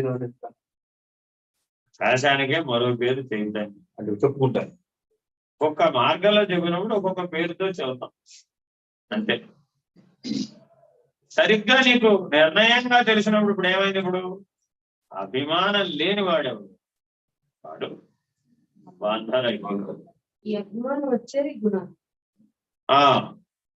ఎవరెవరైతే వ్యావహారిక సత్తాతో మాత్రమే నేనున్నాను అనుకున్నాను, అంటే మనలో సత్తాత్రయం ఉందా లేదా? వ్యావహారిక సత్తా ప్రాతిభాషిక సత్తా కర్మ. ప్రాతిభాషిక సత్తా కలిగిన వాడెవడో వాడు జీవుడు. ప్రాతిభాషిక సత్తా ఉన్నవాడెవడో వాడు జీవుడు. అంటే ప్రతిబింబుడు ఎవడో వాడు జీవుడు. బింబం ఎవరు? ఈశ్వరుడు. బింబం ఎవరండి? ఈశ్వరుడు. విరాట్ పురుషుడు. ఈశ్వరుడు అంటే మళ్ళీ ఎవరు అనుకున్నాడు? విరాట్ పురుషుడు ఎవరు? బింబం.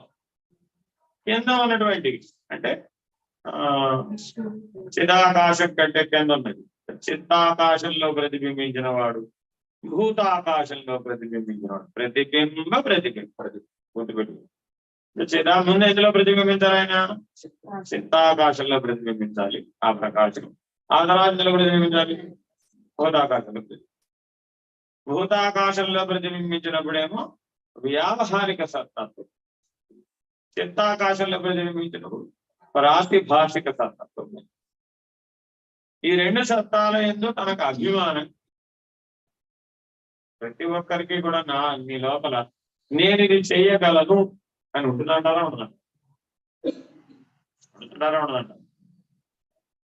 పడుకున్నారండి హాయిగా మంచం మీద, లేవగలను అని అనుకుంటున్నావా? లేవలేను అనుకుంటున్నా. లేవగలను అనుకుంటేనే లేచావు. ఇదేనా కదా? ఎవరు అనుకున్నా?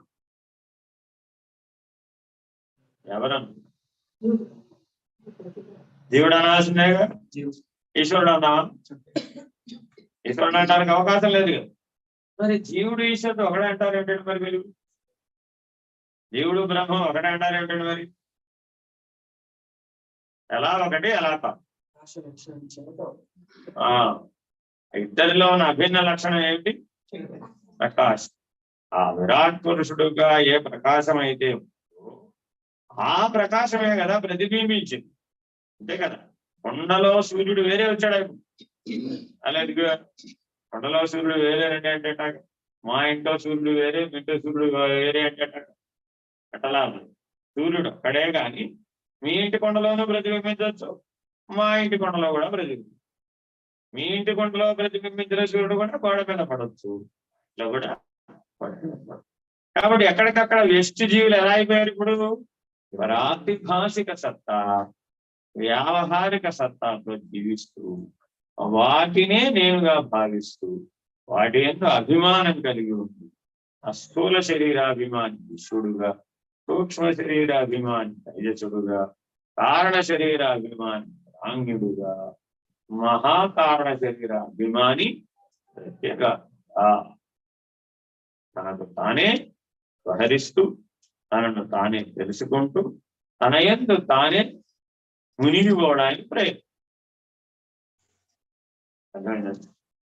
సరే, ఇదంతా ఆ విరాట్ పురుష స్థితిలో, ఆ చిదాకాశ స్థితిలో లీనమైపోయింది. తిరిగి వస్తుందా?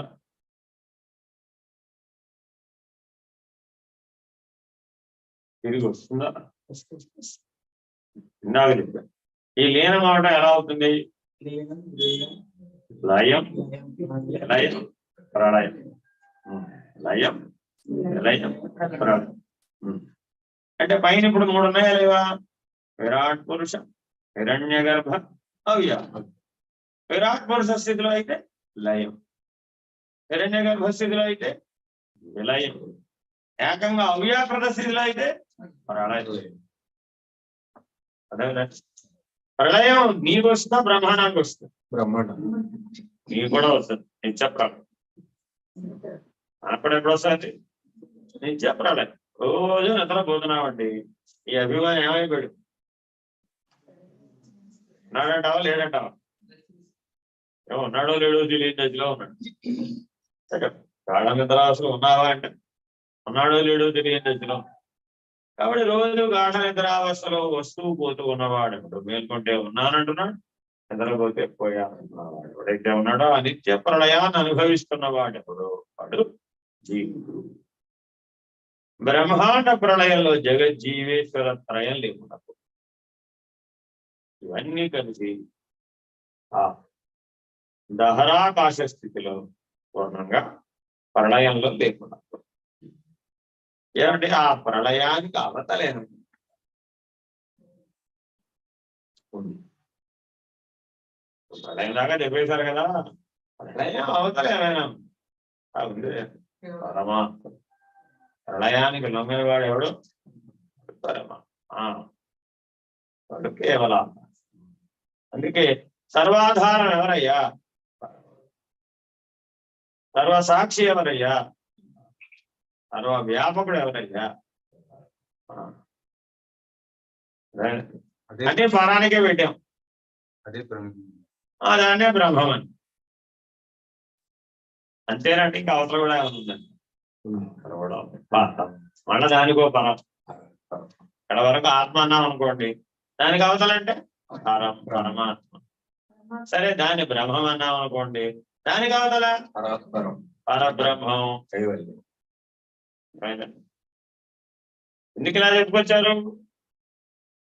అది కూడా కాలచక్రంలో లేదు.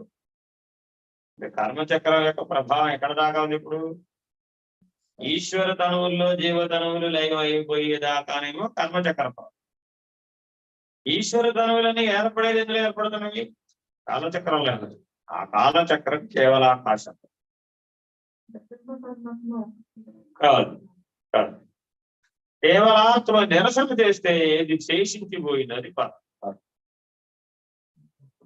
కేవలాకాశానికి అవతల ఏదైతే ఉందో అది పరం. కేవలాకాశంగా ఉన్నదేదో అది పరం. కాబట్టి అదే పరమాత్మ. జాగ్రత్తగా వీటిని అంటే ఒక్కొక్క మార్గంలో నీకు వివరించినప్పుడు ఒక్కొక్క పేరుతో చెప్తాను. సూర్యుడు చిదాకాశంలో, చిదాకాశం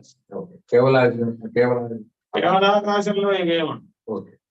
ఇప్పుడు చిదాకాశంలో సూర్యుడు ఉన్నాడు, దాని బింబం తర్వాత అన్ని ప్రకాశించే వస్తువులన్నీ చిదాకాశంలో, దాని బింబాలని దానికి ఆ చిదాకాశం ఎందులో ఉత్పన్నమవుతుంది? దహరాకాశంలో. అందుకని అమ్మవారికి ఒక పేరు ఏమిటంటే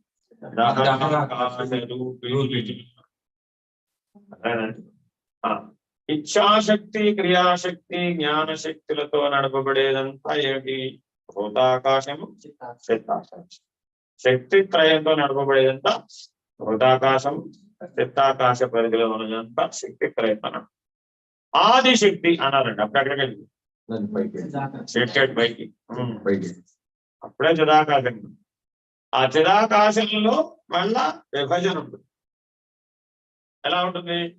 అందులోంచి వ్యక్తం అవ్వాలిగా, అవ్యక్తం అవ్వాలిగా. ప్రతి చోట వ్యక్తావ్యక్తములు ఉన్నాయా లేవా? ఇప్పుడు ఉన్నాయి. అందుకని అమ్మవారికి ఎవరి పేరు? వ్యక్తావ్యక్త స్వరూపిణి. అంటే ఆ నామాలను ఇట్లా అర్థం చేసుకోవాలన్నమాట తత్వజ్ఞానం దృష్ట్యా.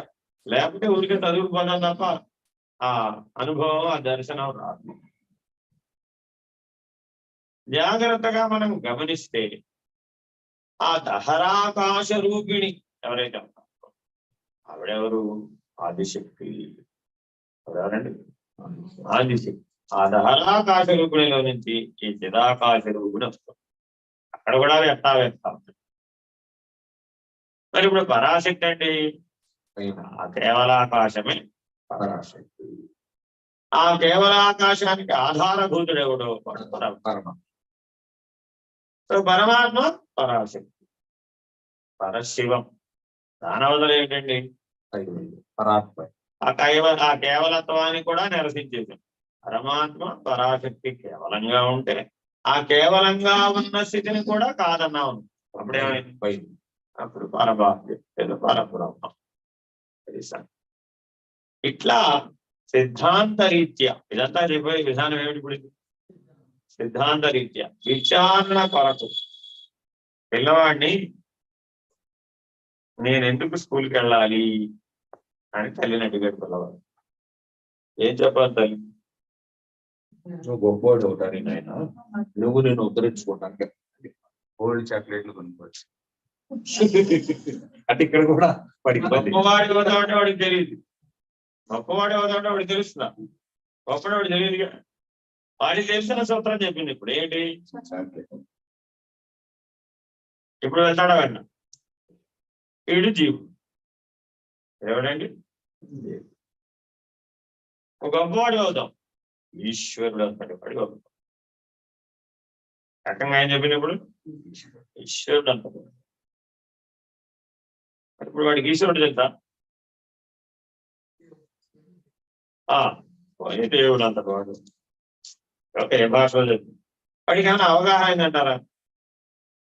చాలా వెళ్తానంటారా స్కూల్కి, కాలేజీకి వెళ్తారా? పోనీ యూనివర్సిటీకి వెళ్తానంటారా? దేవుడు అంటారు వాడు వద్దామంటే యూనివర్సిటీకి వెళ్తానంటారు, వెళ్ళడా? ఆ దేవుడు అవడానికి మళ్ళీ యూనివర్సిటీకి కష్టపడ్డం ఎందుకు? ఎప్పటికప్పుడు ఇలా చిత్తాకాశ పరిధిలో, చిత్త వృత్తుల పరిధిలో అభిమానంతో జీవించేటటువంటి వాడు ఆ అభిమాన త్యాగం చెయ్యనంటారు. నిరభిమాని అయ్యను. ఇంతకీ మనం నిరభిమాని అవ్వాలా, దురభిమాని అవ్వాలా? ఇప్పుడు ఎలా ఉన్నాం? అభిమానం ప్రపంచం దిశగా పనిచేస్తుంది. నాది బలంగా ఉందనుకోండి, వాడిని ఏమన్నారు? దురభిమాని.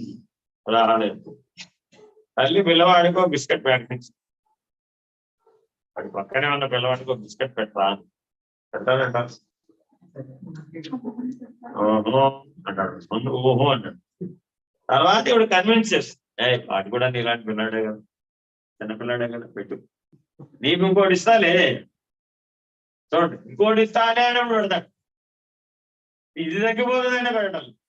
ఎందుకని ఈ మాటలు ఎందుకు చెప్తున్నానంటే, అత్యంత చిన్న పిల్లవాళ్ళలో కూడా అభిమానం, మనం ఏదో సంపాదించేసాం కాబట్టి మనకు అభిమానం ఉందని అనుకోవడం కాదండి. చిన్న పిల్లవాడి చేతిలో నాది అనే బిస్కెట్ ప్యాకెట్, సంవత్సరం పిల్లవాడిని చూస్తే మీరు వాడి చేతిలో బిస్కెట్ ప్యాకెట్ పెడితే, ఈ బిస్కెట్ ప్యాకెట్ ఎవరిది? అది కొద్దిగా వాడికి పెట్టినా మరి జన్మతహానే వాళ్ళలో ఏమిటి వచ్చేస్తే ఇప్పుడు అభిమానం. ఒక్కసారి అది నీ చేతిలోకి వచ్చిందంటే విడవాలంటే సులభమా కష్టం?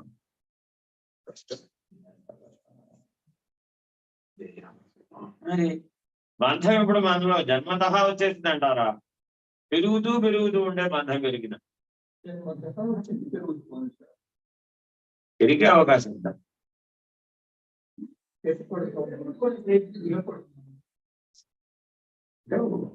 పరిమితంగా ఉన్న బంధం ఎంతగా పెరిగింది? నాది ఎంత దూరం పెరిగితే అంత దూరం ఆ అభిమానం గట్టిపడిపోయింది. మరి అలా గట్టిపడిపోయిన అభిమానాన్ని ప్రకాశ స్థితిలో చూడాలండి. నాదేమీ లేదంటున్న ప్రకాశం. మనం కూడా మన జీవితంలో ఎలా ఉండాలండి? ఇప్పుడు ఈ శరీరం ఎవరిది? శరీరం ఎవరిది? శరీరం ఎవరిది? శరీరం ఎన్ని ఆన్సర్లు వస్తాయి? ఇవన్నీ ఆన్సర్లే. లేదు, శరీరం లేదండి. ప్రకాశంగా చూస్తే ఉన్నది ప్రకాశం అంటుంటే శరీరం ఎక్కడ? ఉన్నది ప్రకాశం అంటే అసలు శరీరం ఎక్కడ ఉంది? అంటే ఎప్పుడు నీకు ఏ బెల్ రింగ్ అవ్వాలి? ఇప్పుడు ఉన్నది ప్రకాశం, ఉన్నది బ్రహ్మం, ఉన్నది ఆత్మ, ఉన్నది ఈశ్వరుడు, అక్కడే రింగ్ అవ్వాలి. కానీ కిందకి రింగ్ అవ్వకూడదు.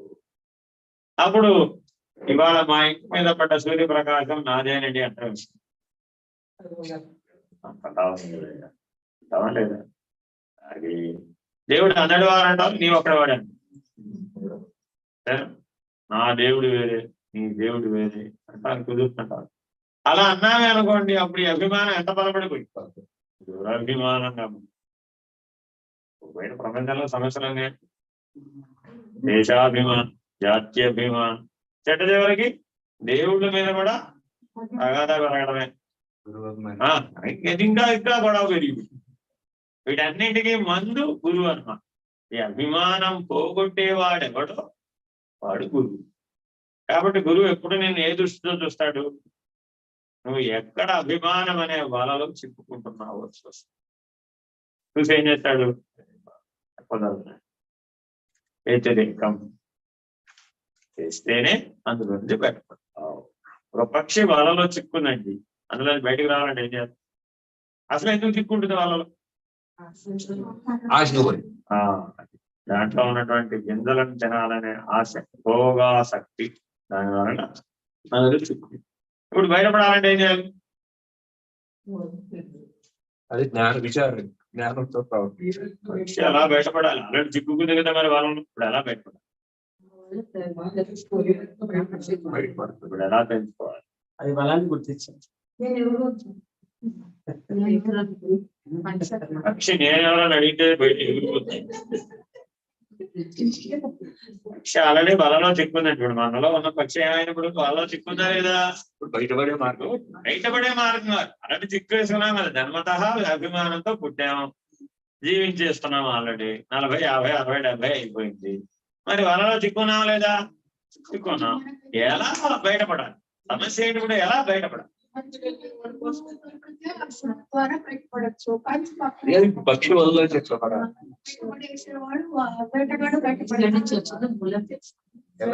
ఎలా చిక్కుతున్నామో అలాగే బయటకు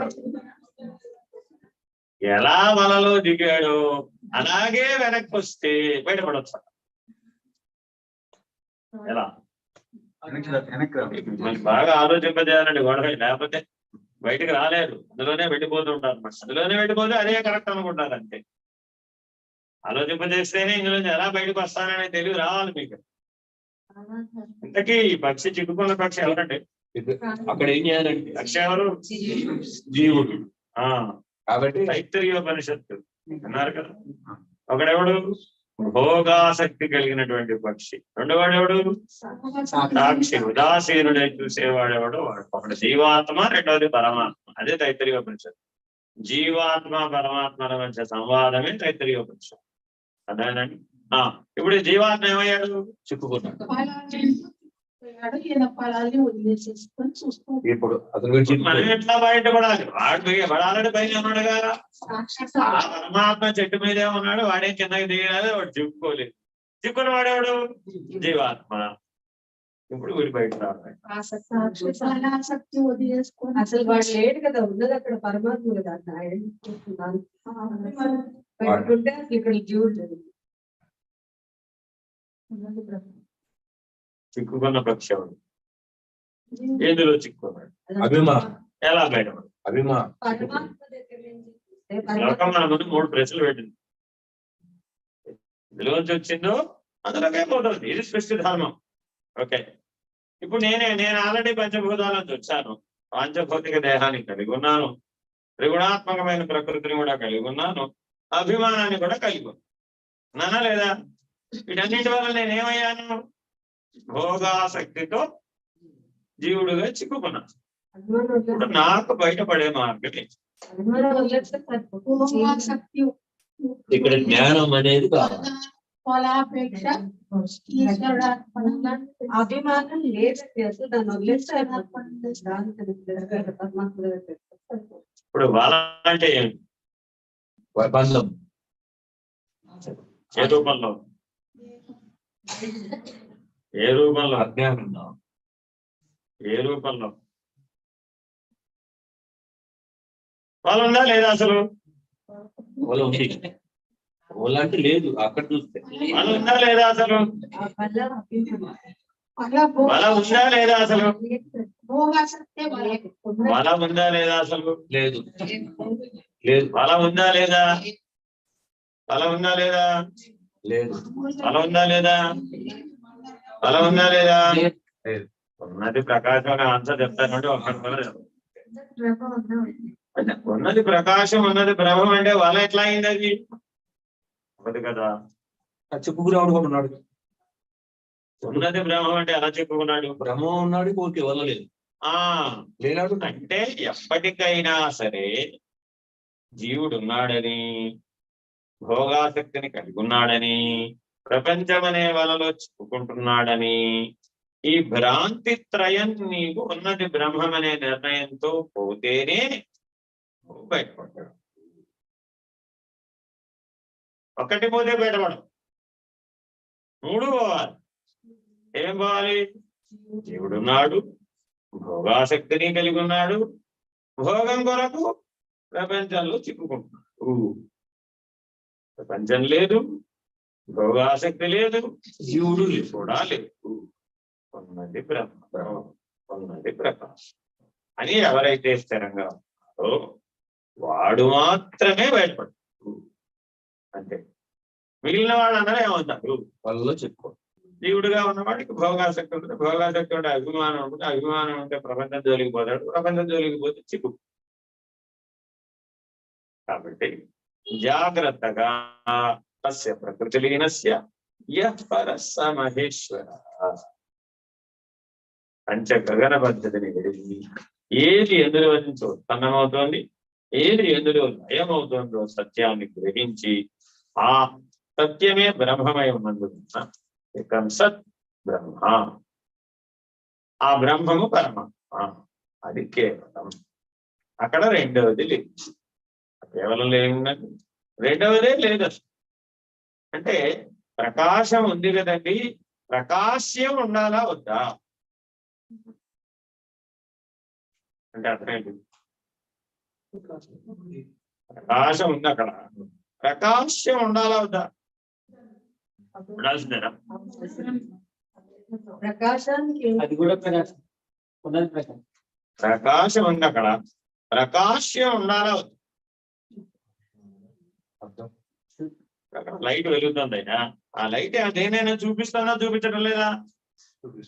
లైట్ అని చెప్పలేదు. లైట్ ప్రకాశ్యం అవుతుంది. బాగా ఆలోచించాలి. లైట్ దేనైనా చూపిస్తుందా చూపించడం లేదా? అదేం చూపించాలి, అది వెలుగుతూ ఉంటది అంతే. చూస్తున్నాడు అంతే. సూర్యుడు సూర్యుడు కూడా అంతే. ఆయన బయట భూమి మీద ఉన్న వాటిని చూపెట్టడం లేదా? చూపెట్టాలనేటటువంటి అభిమానం అయింది. ఏం లేదు ఆయనకి, అభిమానం లేదు. నీకు ఫలానాన్ని చూపెడదామని నేను ప్రకాశిస్తున్నాను, అలాంటిదేమి లేదు. ఆ ఇంటెన్షన్స్ ఏమి, ఆ సంకల్పాలు ఏమి. మళ్ళీ చిక్కుకుంటాడు మళ్ళా. కాబట్టి ఈశ్వర స్థితిలో నిస్సంకల్పంగా, ఈశ్వర స్థితిలో ఎలా ఉంటాడు? అందుకని నిస్సంకల్పం. ఎందుకని? సంకల్పమే బంధము, నిస్సంకల్పమే ముక్తి. ఈశ్వరతనంలోకి సూత్రం ఏడుప్పుడు సంకల్పమే బంధము, నిస్సంకల్పమే ముక్తి. ఇది ఈశ్వరతనం. జీవతనంలోకి అభిమానమే బంధము, నిరభిమానమే మోక్షం. ఆసక్తే బంధము, అనాసక్తి ముక్తి. మోక్షమానము, మోక్షం అంటే వాళ్ళ పైకి వెళ్తాయి. కాబట్టి ఆసక్తి బంధం, అనాసక్తి ముక్తి. అభిమానం బంధం, నిరభిమానం ముక్తి. ఇవి ఎక్కడ? జీవతనం. ఈశ్వరతనంలో సంకల్పమే బంధము, నిస్సంకల్పమే ముక్తి. మనసు దగ్గరకు వచ్చామంటే ఇప్పుడు మనసుకి ఏది బంధం? మన ఏవ మనుష్యాణాం కారణం బంధమోక్షయోః కైః విషయాసక్తం యైః నిర్విషయం మనః. విషయాసక్తమైన మనస్సేమో బంధంగా ఉంటుంది, నిర్విషయంగా ఉన్న మనస్సు ముక్త స్థితిలో వస్తుంది. ఇప్పుడు నీకు మనసు ఉండాలా వద్దా? మనిషిగా ఉండొద్దు, లేకపోతే మనిషి ఎట్ అవుతాం? అవసరం. మనసు లేని మనిషి నిర్విషయంగా ఉన్న మనసు, అప్పుడు ఈశ్వర లక్షణాలు వస్తాయి. నిర్విషయంగా ఉన్న మనసుతో ఉంటే ఏమవుతుంది? ఈశ్వర లక్షణాలు వస్తాయి. అదే అప్పుడు కూడా ఒక బంధం ఏర్పడుతుంది. ఏదో ఏర్పడుతుంది? సంకల్పమే బంధం. ఈశ్వరుడికి ఎప్పుడు ఏదో సంకల్పం వస్తుంది. వీడిని ఉద్ధరిద్దాం, వాడిని ఉద్ధరిద్దాం. వచ్చినప్పుడల్లా ఏమవుతుంది? ఇంకా వాటితో తాగాలి.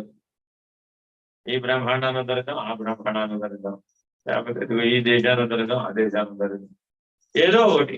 ఈశ్వర స్థితిలో కూడా సంకల్పం, నిస్సంకల్పము. జీవుడి స్థితిలో విషయం, నిర్విషయం. విషయము, ఈ రెండింటి మధ్యలో ఉన్నది నిర్వాణం.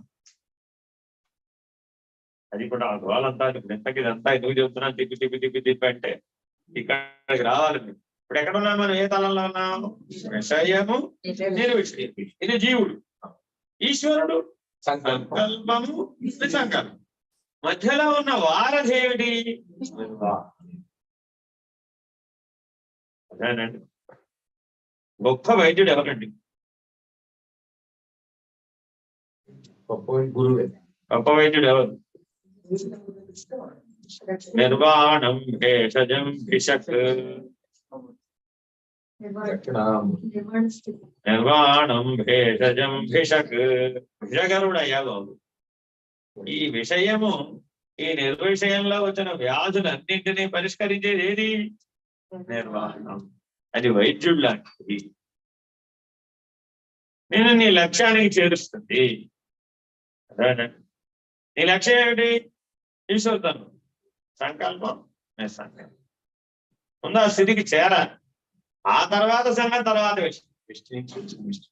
ముందు మీరు విషయము నిర్విషయము అనే స్థితి నుంచి నిర్వాణ స్థితి అనే పరిణామం ద్వారా సంకల్పము నిస్సంకల్పము అనే స్థితికి చేరాలి.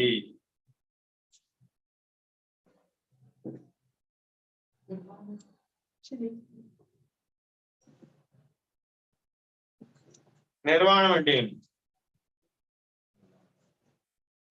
ఏం తెలియాలండి? నిర్వాణం. నిర్వాణం అంటే ఏంటి?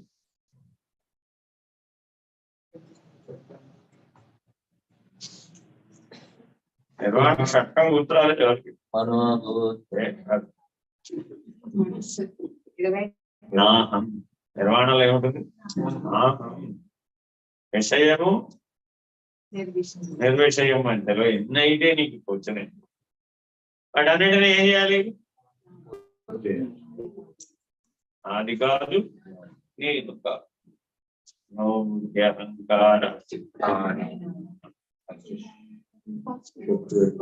అది అయి ఉన్నాను, ఇది కాదు. ఏకకాలంలో ఏం చెప్పాలి? అయి ఉన్నాను, ఇది కాదు. అప్పుడేమవుతుంది? చిదానంద స్థితి అంటే అది ప్రకాశంతో కూడుకుని ఉంటుందా? చిదానందం అంటే ఏంటి? చిత్ అంటే ప్రకాశం. ప్రకాశంతో కూడిన ఆనందం. అదే ఆనందం అంటే ఇప్పుడు అది ప్రకాశంతో కూడిన ఆనందం చిదానందం. ఇప్పుడు మరి మనం అనుభవించేది చిత్తు లేదు, విషయానందం. చిత్త వృత్తులతో కూడుకున్నది ఏంటిది? విషయానందం. ఈ విషయానందం అంధకారంతో కూడుకున్నది. అందుకని ప్రతిరోజు మనం నిద్రలో ఏం పొందుతున్నాం? చీకటితో కూడిన ఆనందాన్ని అనుభవిస్తాం. ఆనందమయ కోశ పరిధిలో ఆనందాన్ని అనుభవిస్తాం. ఈ ఆనందమయ కోశ పరిధిని దాటితే చిదానందం. కాబట్టి మొదటి లక్షణం ఏం చెప్పాం? అందుకని ఆత్మస్వరూపానికి పంచకోశ వ్యతిరిక్త. విషయం దగ్గర ఉంటే మనోమయ కోశం వరకే. ఆనందమయ కోశాన్ని నిరసించలేదు. ఆనందమయ కోశాన్ని నిరసిస్తే ప్రకాశం తెలియదు. నిర్వాణ ప్రకాశాన్ని తెలుసుకోవాలి అంటే ఆనందమయ కోశాన్ని నిరసిస్తారు. విజ్ఞానమయ కోశం అంతా కూడా ప్రకాశమే, అది కూడా ప్రకాశం. కానీ అది ప్రతిబింబ ప్రకాశం. ఏది ఉప్పో ఏది నిప్పో తెలుసుకోవాలంటే జ్ఞానం ఉండాలా వద్దా? ఉండాలా? ఏది పవిత్రం ఏది అపవిత్రం తెలుసుకోవాలి, జ్ఞానం ఉండాలా? ఏది తెలుపు ఏది నలుపు తెలుసుకోవాలంటే జ్ఞానం ఉండాలా? అదంతా విజ్ఞానమయ కోశం. దేని ద్వారా తెలుసుకున్నామని మనం? విజ్ఞానమయ కోశం. విజ్ఞానమయ కోశం అంటే ఏంటి? విజ్ఞానమయ కోశం అంటే జ్ఞానేంద్రియాలు ప్లస్ బుద్ధి. మనోమయ కోశం అంటే కర్మేంద్రియాలు, జ్ఞానేంద్రియాలు, విషయేంద్రియాలు ప్లస్ మనసు. అదేంటండి? అది మనోమయ కోశం. దానికి ఎక్కువ పని ఉంటుంది. విజ్ఞానమయ కోశానికి వచ్చేటప్పటికి తగ్గిపోతాయి. జ్ఞానేంద్రియాలు చాలండి. జ్ఞానేంద్రియాలు ప్లస్ అంతఃకరణ చతుష్టయం కలిస్తే విజ్ఞానం. ఇప్పుడు అహంకారం మనోమయ కోశంలో ఉందంటారా? విజ్ఞానమయ కోశంలో ఉంది. మనోమయ విజ్ఞానంలో. ఎందుకని? వాడేగా గుర్తించేవాడు, వాడేగా అభిమానించేవాడు. కాబట్టి అభిమానం అహంకార రూపంలో మనలో నిలబడి. అంటే మీ అందరికీ వజ్ర వైఢూర్యాలు పొదిగినటువంటి కత్తి మీ ఇంట్లో ఉందా లేదు?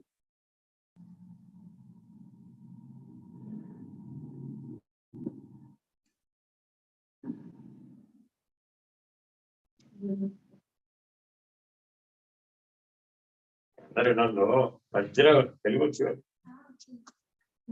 వజ్ర వైఢూర్యాలు పొదిగినటువంటి కత్తి ఉందా లేదా మీ ఇంట్లో?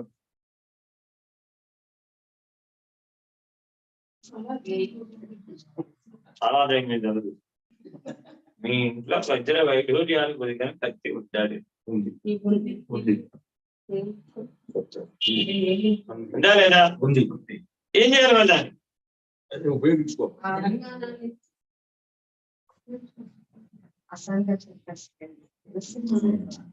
వజ్ర వైఢూర్యాలు పొదిగిన కత్తిని అసంగ శస్త్రంగా వాడి. పనిముట్టేగా కత్తేగా, దేనికి వాడాలని?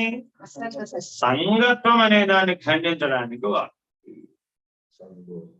సంగత్వాన్ని పెంచుకుంటే అభిమానం బలపడదు, అదే సంగత్వాన్ని ఖండిస్తే అసంగ శస్త్రేణ దృఢేన చిత్త. అప్పుడు చిత్తంగా చిత్ స్థితిలో కూర్చో. చిత్త వృత్తులు ఎప్పుడైతే శూన్యమైపోయింది, ఇప్పుడు ఆ చిత్తంలో ప్రకాశం మాత్రమే తెలియదు. అప్పుడు మాత్రమే మనం ఆనందమయ కోశాన్ని, జ్ఞానమయ కోశాన్ని దాటగలం. ఆనందమయ కోశం అంటే ఇందాక విజ్ఞానమయ కోశం అంటే చూపిస్తాను. మనోమయ కోశం అంటే, ఆనందమయ కోశం అంటే ఓన్లీ అజ్ఞానం, అవిద్య, మోహం. ఏమన్నాడు అక్కడ? అజ్ఞానం, అవిద్య, మోహం. ఈ మూడు కలిస్తే ఆనందమయ కోశం. మోహం వల్ల మనకు వచ్చిన ప్రమాదం ఏంటి? మోహం వల్ల మనకు వచ్చిన ప్రమాదం ఏంటి? అటాచ్మెంట్. మోహం వల్ల మనకు వచ్చిన ప్రమాదం ఏంటి? ప్రమాదమే. మోహం వల్ల మనకు వచ్చిన ప్రమాదం ఏంటి? దుఃఖం. ప్రమాదం కాదు. మోహం వల్ల మనకు వచ్చిన ప్రమాదం ఏంటి? శోకం, దుఃఖం. మోహం వల్ల మనకు శ్రీ ప్రమాదం వచ్చింది. ఏ ప్రమాదం వస్తే ఇప్పుడు కరెంట్ ప్లగ్ లో వేలు పెట్టామండి, కొడుతున్నా పడదా? మరి ఎందుకు పెట్టలేదు మనం? అంతే కదా. మోహం కూడా అటువంటిదే. కానీ షాక్ కొడదామని తెలియదే. మోహం వల్ల మనకేమిటి ప్రమాదం, అందుకని మనం విడవడం. ప్రమాదం అని తెలిస్తే విడిచేస్తాం, అంతే. As simple. అజ్ఞానం, అవిద్య, మోహం కారణ శరీరం అండి. ఈ మూడింటి వల్ల మనకి ప్రమాదం అని తెలిస్తే మనం వదిలేస్తాం కదా. మనకేం తెలియదు ఇప్పుడు, ఈ మూడింటి వల్ల ప్రమాదం అని తెలియదు మనకు. కాబట్టి వాటిని అట్టే పెట్టేసుకోవచ్చు. వాటితోనే జీవిస్తున్నాం, వాటితోనే పుడుతున్నాం, వాటితోనే పరిణామం, వాటితోనే అనుభవాన్ని మరోలా అవే తయారు చేసుకుంటాం. మన అందులోనే దిగుతున్నాం. అని ఇప్పుడు ఏం చేయాలి? పరిష్కారం ఏమిటి? మనకి బంధువు తెలియదు.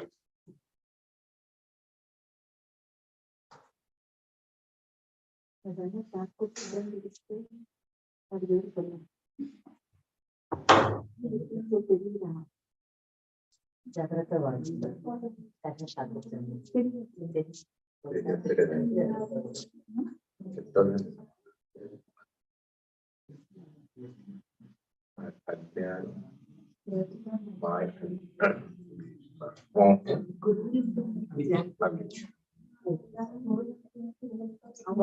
అటాచ్మెంట్ అదొక రకమైన అటాచ్మెంట్.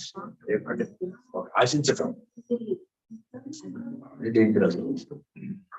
Relation of that.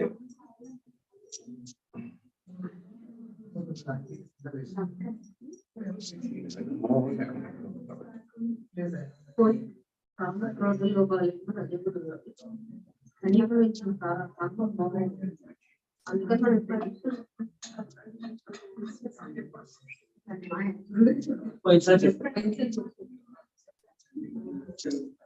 అది మాలో కూడా మోహంలో కూడా మళ్ళీ ఇట్లా నాకు చెప్పినట్టు ఆకాశాలు ఒక 5 రకాలు పెట్టి కష్టమోహం. స్మృతి పోయి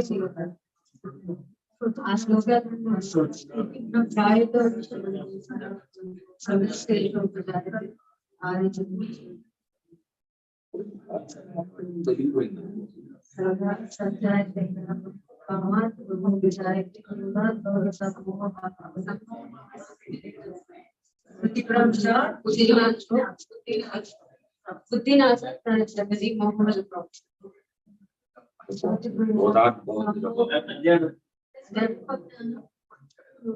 మరుగున పెట్టుకో దానికి ముందు ఒక శ్లోకం దానికంటే ముందు ధ్యాయతో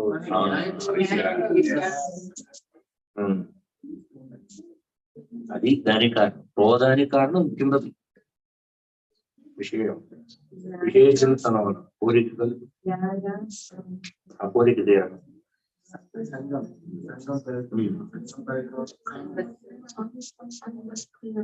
సాంఖ్య సాంఖ్యం అక్కడ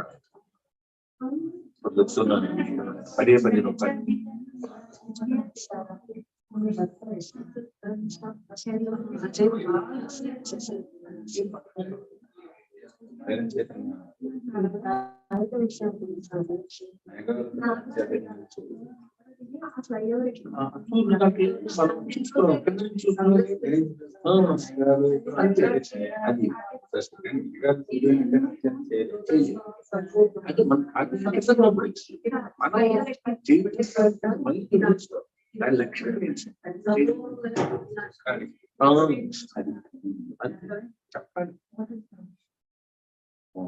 తేలింది ఏంటో లేదా అయ్యో ఇంతమంది మేధావులు తేల్చలేదేంటి ధ్యాయతో విషయం అనుకుంటున్నాను.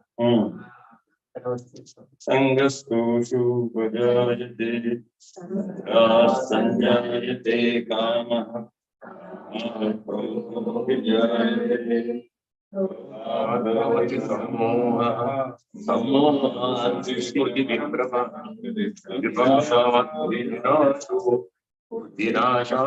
ప్రణశ్యతి.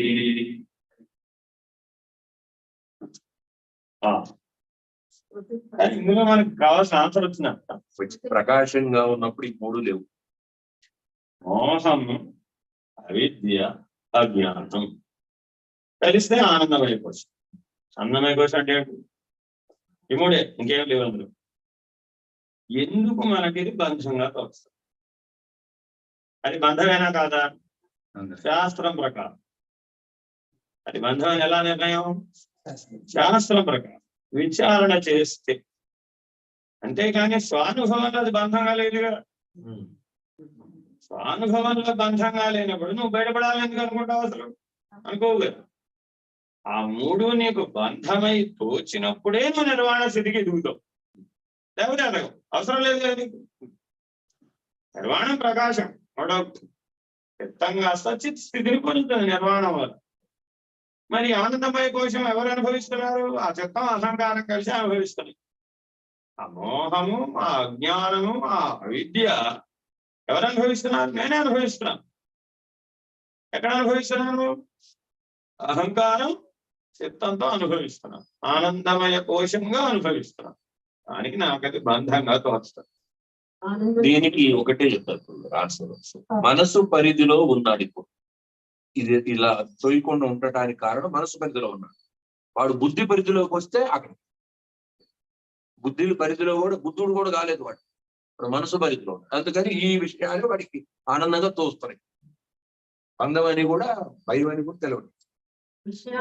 కూడా ఆనందంగా తోస్తుంది కాబట్టి ఆనందమయ కోశంలో లవ్లెస్ వాడు ఆనందంగా ఉంది కాబట్టి ఆనందమయ కోశం నిజంగానే ఆనంద సాగర్ లాగా అనిపించే తలా ఒక కైవం తలా ఒక పద్ధతిలో ఎక్స్ప్రెషన్ ఇస్తున్నాను. సరే, వాస్తవం ఏమిటంటే ఇప్పుడు మనం ఎక్కడ ఆలోచిస్తున్నాం? విషయం నిర్విషయం అయ్యామా? నిర్మాణానికి అవడం లేదు. ఎందుకు అవడం లేదు? మధ్యలో ఆనందమయ కోశం అంటాం. విషయం నిర్విషయం కాని వాడికి ఇప్పుడు ఏం చెప్పింది, ఏది మనసు పరిధిలో ఉన్నాడు, విషయాలను ఆనందిస్తున్నాడు, వాడు ఎలాగో తెలిసిపోయింది. ఎందుకని వాడు అసలు ఆనందమయ కోసం దాకా ఎట్లా వస్తాడు, రాలేడు. అమ్మయ్య కోసంలోనే కింద పైన పడుకుంటాడు, అక్కడే సరిపోతుంది. పిల్లవాడికి బిస్కెట్ ఇస్తే బాగుంది, చాక్లెట్ ఇస్తే బాగుంది, కాకరకాయ ఇస్తే అది మనోమయ కోసం. అక్కడ లేనట్టు మనం బాగా అడ్వాన్స్ అయిపోయినాం, మనం అందరం అడ్వాన్స్ సాధకులం. బాగా ఆల్రెడీ ప్రయాణం చేసేసాం, విషయం నిర్విషయం అయిపోయాం, మనోమయ కోసం దాటేసాం, విజ్ఞానమయ కోసం దాటేసాం, ఆనందమయ కోశాన్ని దాటే ప్రయత్నం చేస్తాం నిర్వాణ స్థితిలో. ఇక్కడ బుద్ధి కూడా పక్షని ఇందాక చెప్పి ఎందుకు చెప్పారంటే అది హంస. ఆ వల ఏమిటంటే ఈ పంచకోశాలు వల. ఆ వల ఏంటండి, పంచకోశాలు వల. ఈ పంచకోశాలు అనే వలలో ఆ హంస అనే పక్షి చిక్కుకుంటుంది. ఈ హంసని పరమహంసగా మార్చాలి. జీవహంసగా ఉన్నటువంటి వాడిని ఇప్పుడు పరమహంసగా మార్చాలి. ఆ మారిస్తే ఈ వలలోంచి దాడిపోతుంది. ఆ ఆనందమయ కోశాన్ని తప్పుకుంటే గాని అది రాదు, ఆ ప్రకాశ స్థితి. ప్రకాశ స్థితి వస్తే గాని నీకు ఆ పరం అంటే ఏమిటో తెలియదు. కాబట్టి తప్పక మనం మోహాన్ని, అజ్ఞానాన్ని, అవిద్యని బంధంగా నిర్ణయం అయితేనే నువ్వు దీంట్లోంచి బయటపడతావు. కాబట్టి పంచకోశాలలో చేసేటటువంటి వ్యవహారం మొత్తాన్ని అజ్ఞానంగా, అవిద్యగా, మోహంగా, బంధంగా, బాధకంగా ఎవడైతే అనుభవిస్తాడో వాడు దాంట్లో నుంచి బయటపడే ప్రయత్నం చేస్తాడు, లేకపోతే బయటపడదు. ఎప్పటికైనా అవుతుందంటారు అయితే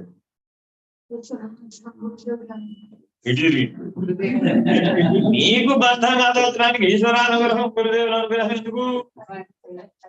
ఆనందం కన్నా ఉన్నతమైనది తెలియదు. ఉన్నతమైన ఆనందం తెలియదు. నిమ్నానందము, ఉన్నతమైన ఆనందం అని ఆనందంలో స్థాయి భేదం. పచ్చిమిరపకాయ బజ్జీ తింటే బాగుంటుందంటావా, చక్కెర పొంగల్ తింటే బాగుంటుందంటావా?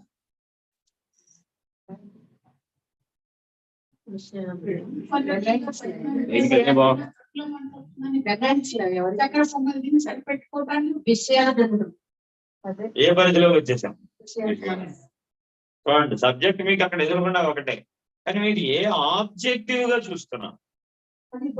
ఇష్టంగా చూడు. పచ్చిమిరపకాయ బజ్జీ తింటే ఆనందమా, చక్కెర పొంగల్ తింటే ఆనందమా? ఈ రెండింటి కంటే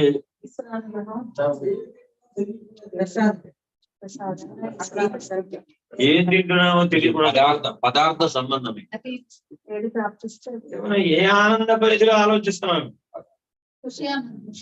మరి ఆనందం రావాలి. విషయానికి అతీతం చిదానంద ఏ ఆనంద స్థితిలో ఉండాలి, అప్పుడు నిర్వాణం వస్తుంది. చిదానంద స్థితిలో ఉంటే నిర్వాణం. ఆయనకేమిట్రా బాబు చిదానంద స్వరూపు అంటావా లేదా? ఎప్పుడు బ్రహ్మానందంలోనే, ఎప్పుడు ఆయనకి ఎప్పుడు విన్ను విరిగి మీద పడ్డా కూడా ఆయనకి ఏమి అనిపించదు. అప్పుడు ఆయన ఏమన్నాం, ఆయనకేటండి బాబు చిదానందం అంటున్నావా లేదా? కానీ మరి మనం ఇప్పుడు ఎలా ఉంటున్నాం? అని అట్లా ఉండాలనుకుంటే ఈ రెండు ఈశ్వరప్రసాదంగా భావించుకోవాలి. అవుతుందా? అవుతుందా? అసలే ఇప్పుడు చైతన్య పెళ్లి చేసుకోవాలనుకుంటున్నాడు. అనుకుంటున్నాడో లేదా? అనుకుంటున్నాడు. అసలు ఇదంతా విన్న తర్వాత పెద్ద క్వశ్చన్ వచ్చింది. ఇప్పుడు ఇంతమంది పెళ్లి చేసుకున్న వాళ్ళందరూ ఇక్కడ కూర్చొని నానా బ్రహ్మాండం బతుకుతున్నారు కదా. రే పొద్దున నేను కూడా వీళ్ళలాగానే కూర్చుని ఇదే బ్రహ్మాండం బతుకుంటున్నాను కదా, అదేదో ఇప్పుడే బదలు కొడితే దాని సంగతి ఏదో తెలిసిపోతుంది. ఇప్పుడు గృహస్థాశ్రమం విషయానందమా, చిదానందమా? విషయానందమే. ఎలా చూస్తే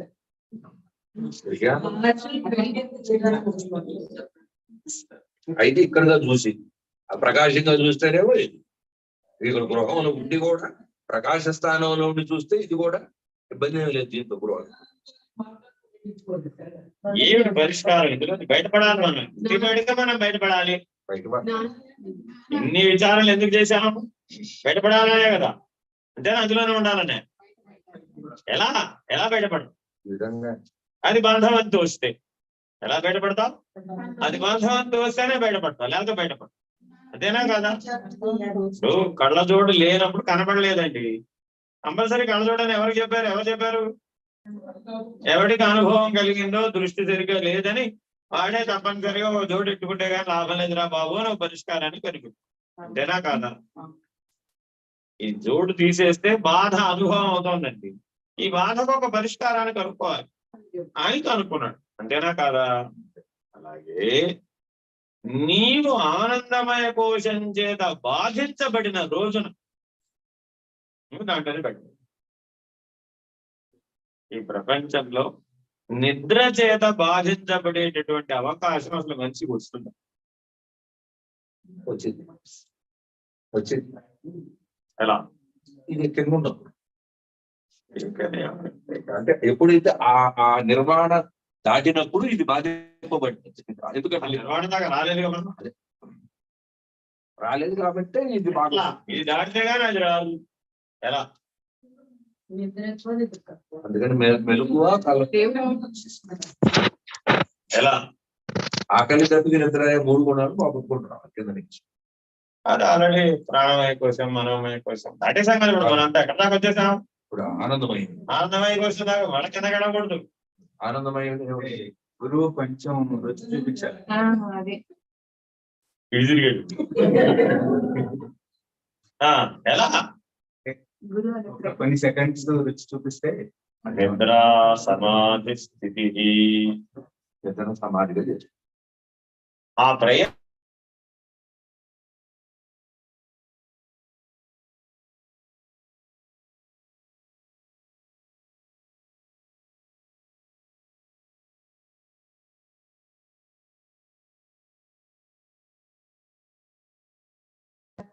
ఆ నిద్రని సమాధి నిష్టగా మార్చుకోవాలంటే ఇదేమో మునిగిపోతుంది.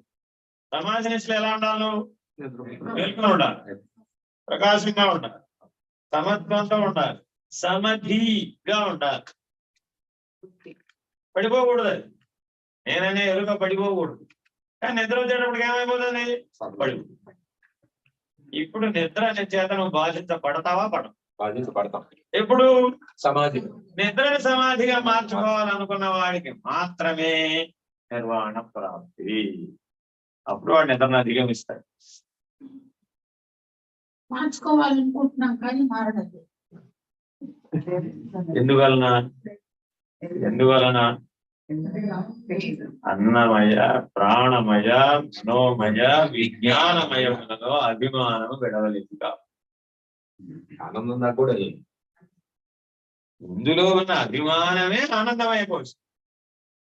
ఆనందమయ కోశంలో ప్రత్యేక అభిమానం. ఈ 4 కోశాలలో వ్యవహరించేటప్పుడు ఏ అభిమానం అయితే మనలో అదే ఘనీభవించి ఆనందమయ కోశం. మోహం అనేది ప్రత్యేకంగా ఎక్కడ తయారవుతుంది? ఫ్యాక్టరీకి. అది పదార్థంగా ఎక్కడ తయారవుతుంది? అన్నమయ కోశం, ప్రాణమయ కోశం, మనోమయ కోశం, విజ్ఞానమయ కోశంలో చేసే వ్యవహారంలో నేను నాది అనే అభిమానం ఏదైతే మనం వ్యవహారంలో ఉంటుందో అది ఘనీభవించి మోహం అవుతుంది. అది చీకటం అవుతుంది. సరే, అజ్ఞానం అంటే ఏంటి? స్వరూప జ్ఞానం మనకు రావడం అజ్ఞానం. స్వరూప జ్ఞానం మనకు రావడం అజ్ఞానం. ఏదైనా ఉదాహరణ చెప్తాను. నేను దేహంగా పిల్లవాడు ఆటల్లో పడి హోంవర్క్ చేయడం మర్చిపోయాడు. పిల్లవాడు హోంవర్క్ చేయాలా? ఆయన ఇంటి పెట్టిన ఏం చేయడం? ఆడుకుంటాడు. ఆటల్లో పడి హోంవర్క్ మర్చిపోయాడు. ఎప్పుడు గుర్తొచ్చింది? స్కూల్కి వెళ్లే ముందు గుర్తుకొస్తుంది. స్కూల్కి వెళ్ళిన తర్వాత గుర్తురాదు. స్కూల్కి వెళ్లే ముందు గుర్తుకొచ్చింది. ఏమంటాడు ఇప్పుడు? నేను స్కూల్కి వెళ్ళంటాడు. ఏమైందిరా? నేను స్కూల్కి వెళ్ళంటాడు. అరే ఏమైంది నీకు? నేను స్కూల్కి వెళ్ళను. వండికేసేస్తాడు. ఏమైందిరా? హోంవర్క్ చేయలేసి మెల్లగా చెవులో చెప్తాడు. ఏడ్చి చివరికి ఏం చెప్తాడు? హోంవర్క్ చేయలేదు. ఎందుకు హోంవర్క్ చేయలేదురా? మరి ఆడుకున్నాడు. అంతే మూడవ అన్నమయ ప్రాణమయ మనోమయ జ్ఞానమయ కోశాలలో ఆ పిల్లవాడు ఎట్లా అయితే ఆటలలో మరుగుతున్నాడు మనం కూడా అట్లా మరిగి అభిమానయుతమై జీవించి అజ్ఞానాన్ని కొలిగించు. అభిమానానికి అన్నగారు అజ్ఞానం. అభిమానానికి అన్నగారు ఎవరండి? అజ్ఞానం. తమ్ముడు గారు వస్తే అన్నగారు రాకుండా ఉంటారా? తప్పక వస్తాడు. ఎప్పుడైతే అభిమానంతో పాటు అజ్ఞానం తోడయిందో అప్పుడు మన స్వరూప జ్ఞానం మనకు పోయింది. సరే పోతే పోయింది, మనకేమైంది ఇప్పుడు పోతే? అజ్ఞానం గారి భార్య గారు ఒక ఆవిడ ఉన్నారు, ఆవిడ అవిద్య. అజ్ఞానం గారి భార్య గారు ఎవరండి? అజ్ఞానం గారు వస్తే అవిద్య గారు రారా? వస్తారు. అవిద్య వల్ల మనకేమిటి నష్టం? అవిద్య వల్ల మనకేమిటి నష్టం? నీవు ప్రకాశం అసలు నీకు ఎప్పటికీ తోచు. అవిద్య వల్ల ఏమిటి జరిగిందండి? అసలు నువ్వు ప్రకాశం నీకు ఎప్పటికీ తోచు. ఎప్పటికీ తోచకుండా శాశ్వతంగా నేను పెట్టిలో పెట్టి మూత వేసేసే శక్తి అవిద్యకు. విద్య కానిది అవిద్య. విద్య అంటే ప్రకాశం, అవిద్య అంటే చీకటి. కాబట్టి మనం అందరం నిద్రపోవడానికి ప్రయత్నించగానే ఏం వచ్చేస్తుంది? ముందు అవిద్య గారు వచ్చేస్తారు. రాగానే ఏమైపోయింది? అజ్ఞానం గారు వచ్చేస్తారు, వాడు ఆయన గారు వచ్చేస్తారు. రాగానే ఏమైంది? దాంతో స్వరూప జ్ఞానం మరుగుపోయింది. వాళ్ళిద్దరు వస్తే ఆ తమ్ముడు గారు, అజ్ఞానం తమ్ముడు గారు ఉంటారా? ఆయన వచ్చేస్తారు. మోహం గారు కూడా వచ్చేస్తారు. ఏమైపోయింది? దేహమే నేను, శరీరమే నేను అని శాశ్వతంగా హాయిగా కడవ నీటిలో ఉంచితే అట్ట బుడుగులు మునిగిపోయింది. అట్ట మనం కూడా నిద్ర అనేటటువంటి మడుగులో బుడుగులు మునిగిపోయింది. ఇది రోజు జరుగుతాం. కాబట్టి రోజు మొత్తం మీద మెలకువ, కళ, నిద్రలలో అన్నమయ, ప్రాణమయ, మనోమయ, విజ్ఞానమయం తప్పక మనం అభిమానాన్ని విడాలి. అప్పుడు అజ్ఞానం అనే అన్నగారు. అజ్ఞానం అనే అన్నగారు రాకపోతే అవిద్య అనే భార్య గారు. అంతే. అభిమానం వస్తేనే వాళ్ళిద్దరు వస్తారు, లేదా ఒక్కడిని పిలిస్తే ముగ్గురు వస్తారు. కాబట్టి అభిమాన త్యాగం చెయ్యి. అభిమాన త్యాగం ఎలా చేయాలి? యజ్ఞభావంతో జీవించాలి.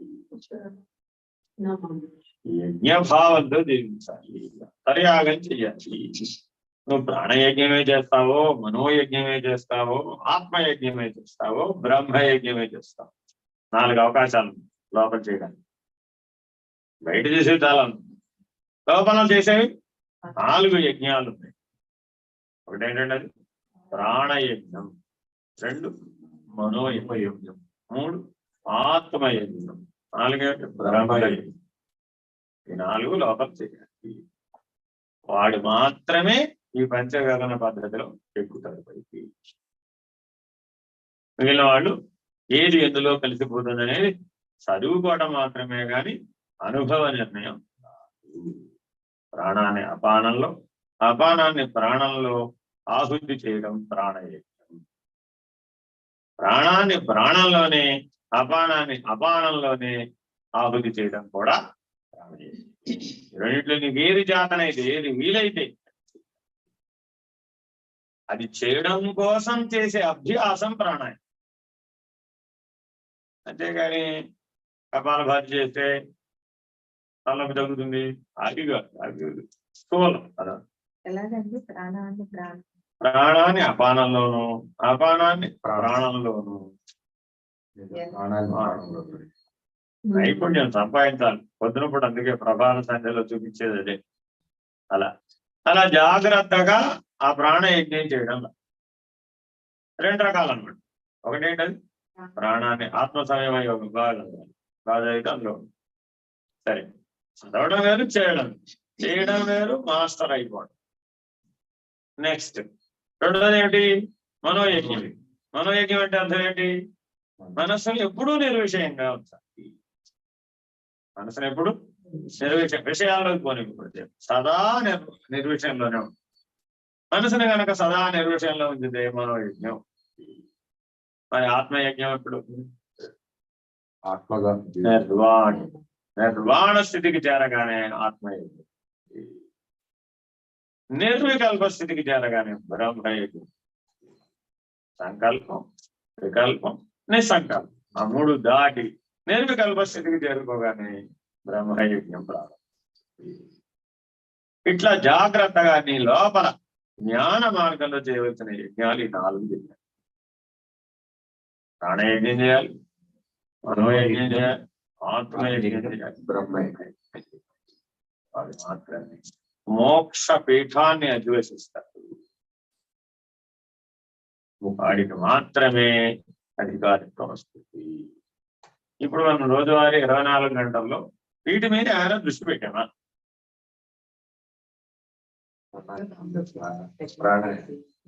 ప్రాణయజ్ఞం చేస్తున్నా. ఏం చేస్తున్నావు? ఇలా చేయాలి. చేస్తే నీకు ఏమైనా అల్టిమేట్ గా నువ్వు ఎక్కడికి రావాలి? ఆనందమయ కోశాన్ని దాటితే నిర్వాణ. నిర్వాణ నుంచి నిస్సంకల్పానికి రావాలి. సంకల్ప వికల్పాలు, నిస్సంకల్పాలు సమిష్టి అన్నమాట. అది రావాలంటే ఏం చేయాలి? ఇప్పుడు ఆత్మ సాక్షాత్కార జ్ఞానంతో ఆత్మనిష్ఠుడవై తుర్యనిష్ఠుడవై ఉండాలి. తుర్యంలో తొలిమెట్టి ఏంటి? ఇప్పుడు సంకల్పం, వికల్పం, నిస్సంకల్పం.